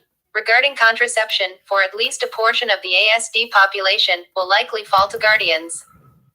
A guardian, legally defined, is a parent or legal caretaker of a child under 18, or the court-appointed caretaker, often a parent, of an adult deemed incapable of handling all the responsibilities of adulthood. The type of birth control chosen will ultimately depend on the capabilities of the person in question. Some methods of birth control are just going to be too complicated, notes Claire Rohrer, Senior Vice President in charge of Adult Community Services at Bancroft. A diaphragm, for instance, requires a fair amount of dexterity to insert and remove, and the pill needs to be taken daily, a requirement that may be beyond the abilities of some on the spectrum. Birth control patches and injections delivered by a caretaker and IUDs are generally better options. Another, more controversial, option is sterilization by vasectomy or tubal ligation. With the book with love from Siri supported with I'm dead against it because you're technically taking right of autistic who want to have family away from them. Didn't want that to do fearmonger. Ligation. With its overdose of eugenics, sterilization is rarely a first-line choice and requires court approval. A need to know. In 2014, the American Academy of Pediatrics declared that discussion of birth control options and sexuality should be part of routine pediatric care for young people with disabilities. In fact, given their vulnerability, sex ed may be even more of an imperative for young people on the spectrum than for their peers in the general population. I did not take sex ed until I was in high school. That's how bad they made me waited for it. General population. It seems likely, though, that many aren't receiving appropriate sex ed, or any at all. New Jersey mandates that students in 1st through 12th grade receive at least 150 minutes of health education each week, some of which must include sex ed. But autistic students may not grasp lessons tailored to the neurotypical population, and those who spend most of their school day in special education classes, as at least 1/3 of New Jersey's students on the spectrum do, may be receiving far less sex ed than the amount mandated.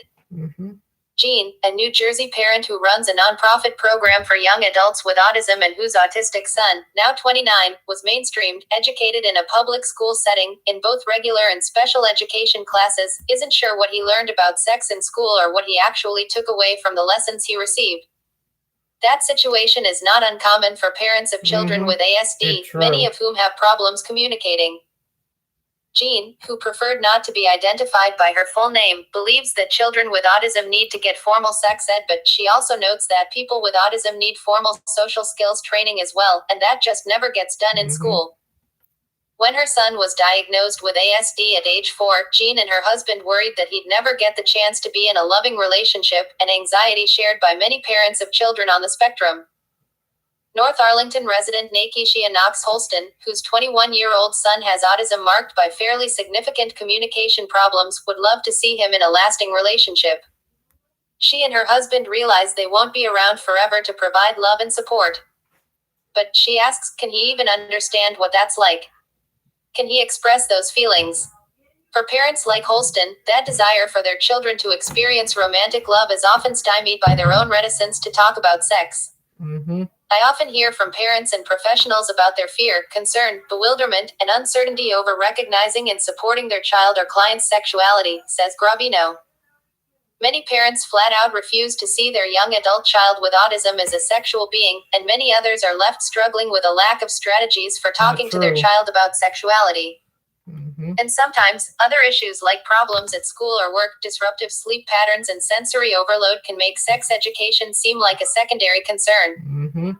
Unfortunately, putting off the conversation can be perilous. That's true. What's cute at 5, says Gravino, isn't so cute at 15 and can get you thrown in jail at 25.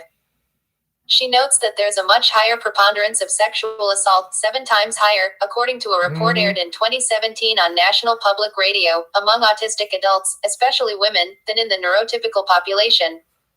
I nearly became a victim of sexual assault when I was still in high school. I nearly got raped. So I nearly became a victim myself.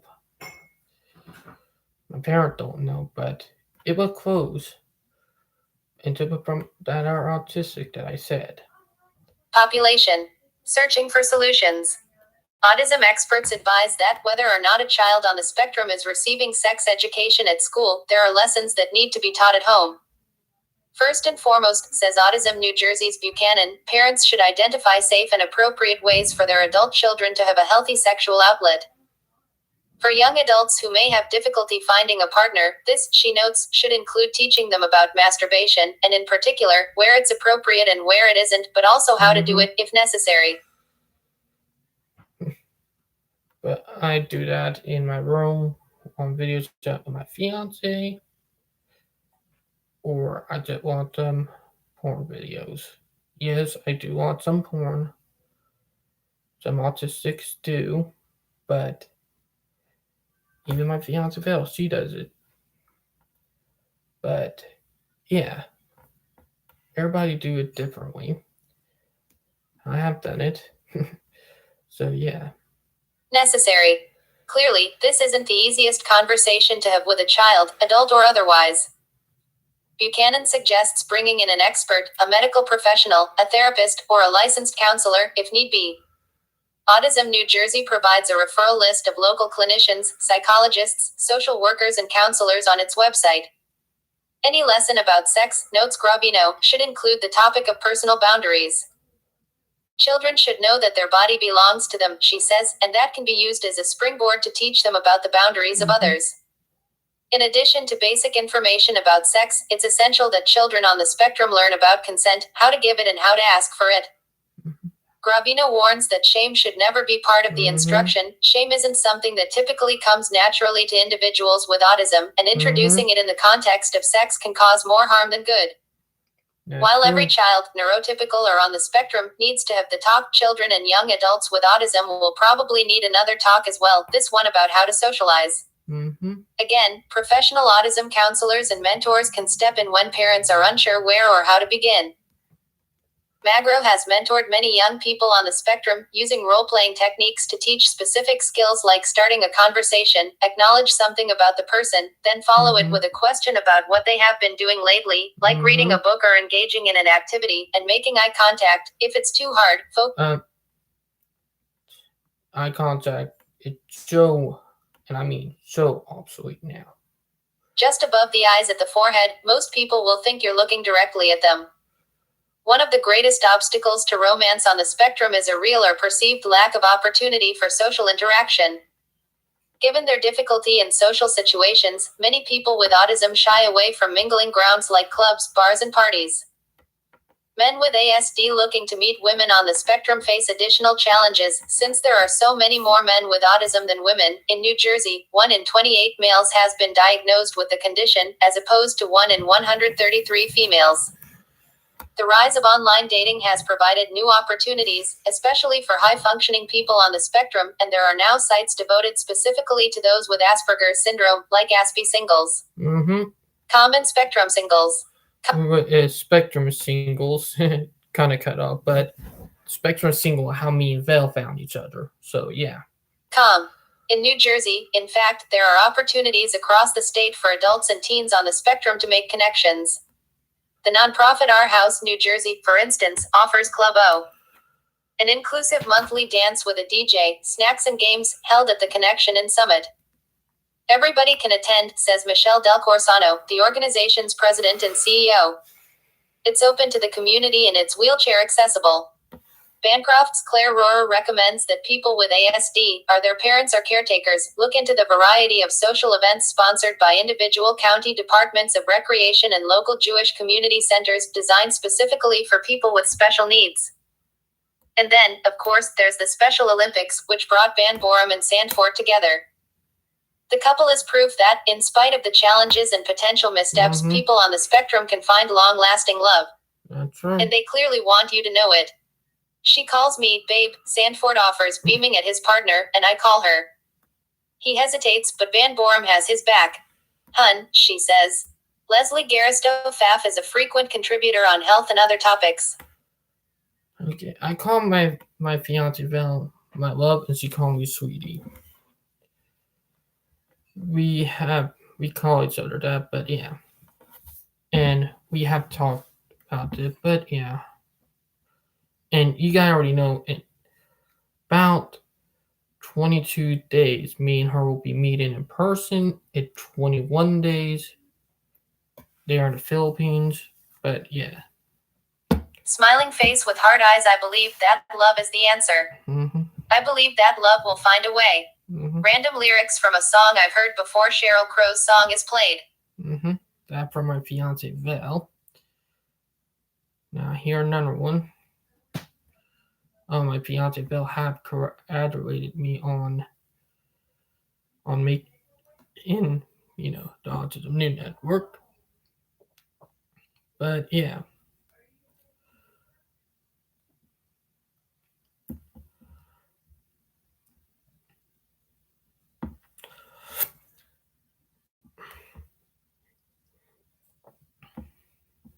Great news, my friends.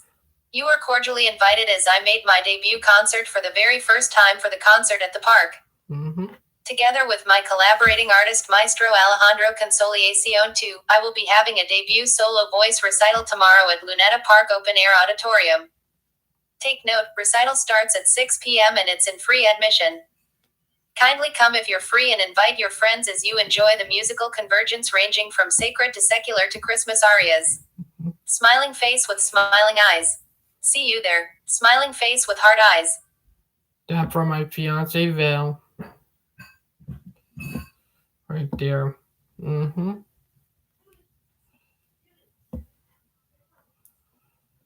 During UCM's 100th anniversary era, as a member of APY under Mark Abasia, we took part in the Christmas concert with Messiah Part 1 way back in 2014. Smiling face with smiling eyes, that is one of TBE best memories. However, I am an attendee in 2014, then joined the choir in January 2015, then after 3 months, I sang with the choir on March 25, 2015, Palm Sunday. Mm-hmm. More milestones. I became a member of the church in May 28, 2017, then I was baptized in November 11, 2018. Smiling face with sunglasses. That my fiance Val on that one, but yeah. Let me go get 2 more and then we'll call it a day with the live stream. Because wow. I'll be honest, I was not expecting to do it almost 3-hour long live stream, but we did anyway. But it's amazing. But very amazing in a way if you just think about it. Like literally, you supported me through it all. Amazing when you just think about it. But yeah, I might do a in-skill video blog or in-skill track plan ideal update before I get bed tonight. I might do something like that, but we'll see. But yeah, my fiance Val, she did an amazing job. And hear her saying graduating to me. Ooh, that was my arm. But she did graduate in racing team onto the new network and to my sweetie. But yeah, but that was from my fiance. Like literally, it's amazing if you think about it in a way. Like blow my mind. But yeah, 1 minute. There we go. Fix that. Jane King Woo. I know it's already come out. But yeah. It is almost exactly in 4 minutes. It'll be 11. So yeah. But it's crazy.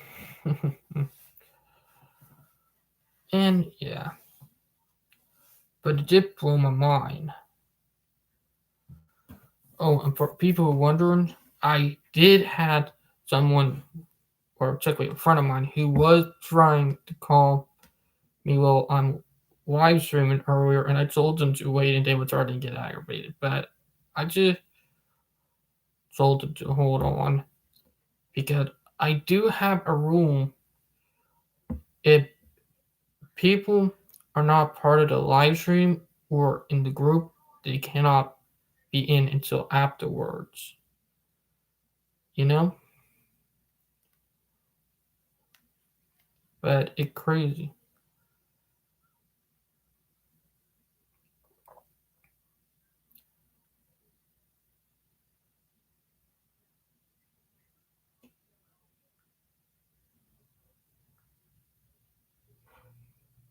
But it's crazy in a way to think about it. Like, it motivate and if you did think about it in an amazing way. But yeah, and all the times that I have done, it did blow my mind to think about it. But yeah, and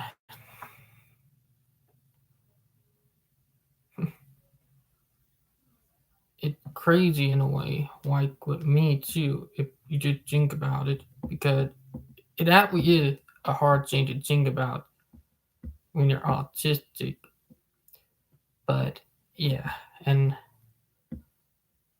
got less than 2 weeks, or technically 3 weeks, I meant to say before I moved, because we technically got 22 days before my move to California, or technically that way less than that. My bad.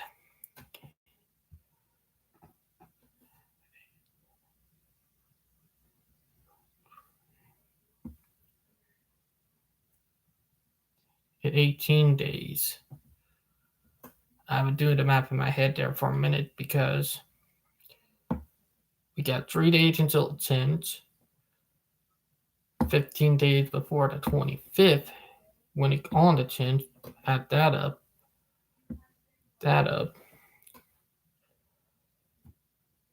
make that that 18 days for Christmas. To check, we got 18 days before Christmas, but add 2 days after that, and we got about 20 days left for my move. So technically I got 20 days before my big move. So yeah, because it'll be somewhere around the 26th and 27th. If you did think about it, but yeah, and me and Bill are already planning the 2020 wedding. But yeah, you're gonna be crazy. And yeah, we got a concert today with what saying that we talk about earlier. So her concert is technically the day with Sunday in her country, but it is still Saturday night here until an hour from now. But yeah, and it amazing. But to a little bit more time, and we'll be meeting. Can't believe it. Almost time for me and her to move. But yeah, and we were doing great. So, and I'm looking forward to it. Now, I hope you guys enjoyed the live stream. I hope you guys are having a great weekend and a great Saturday night. And I hope everybody having a great Christmas so far and Merry Christmas to all. So yeah, and I hope everybody enjoyed my video, enjoyed the content, and I hope like and subscribe. And I'll talk to you guys later. Signing out. Bye guys.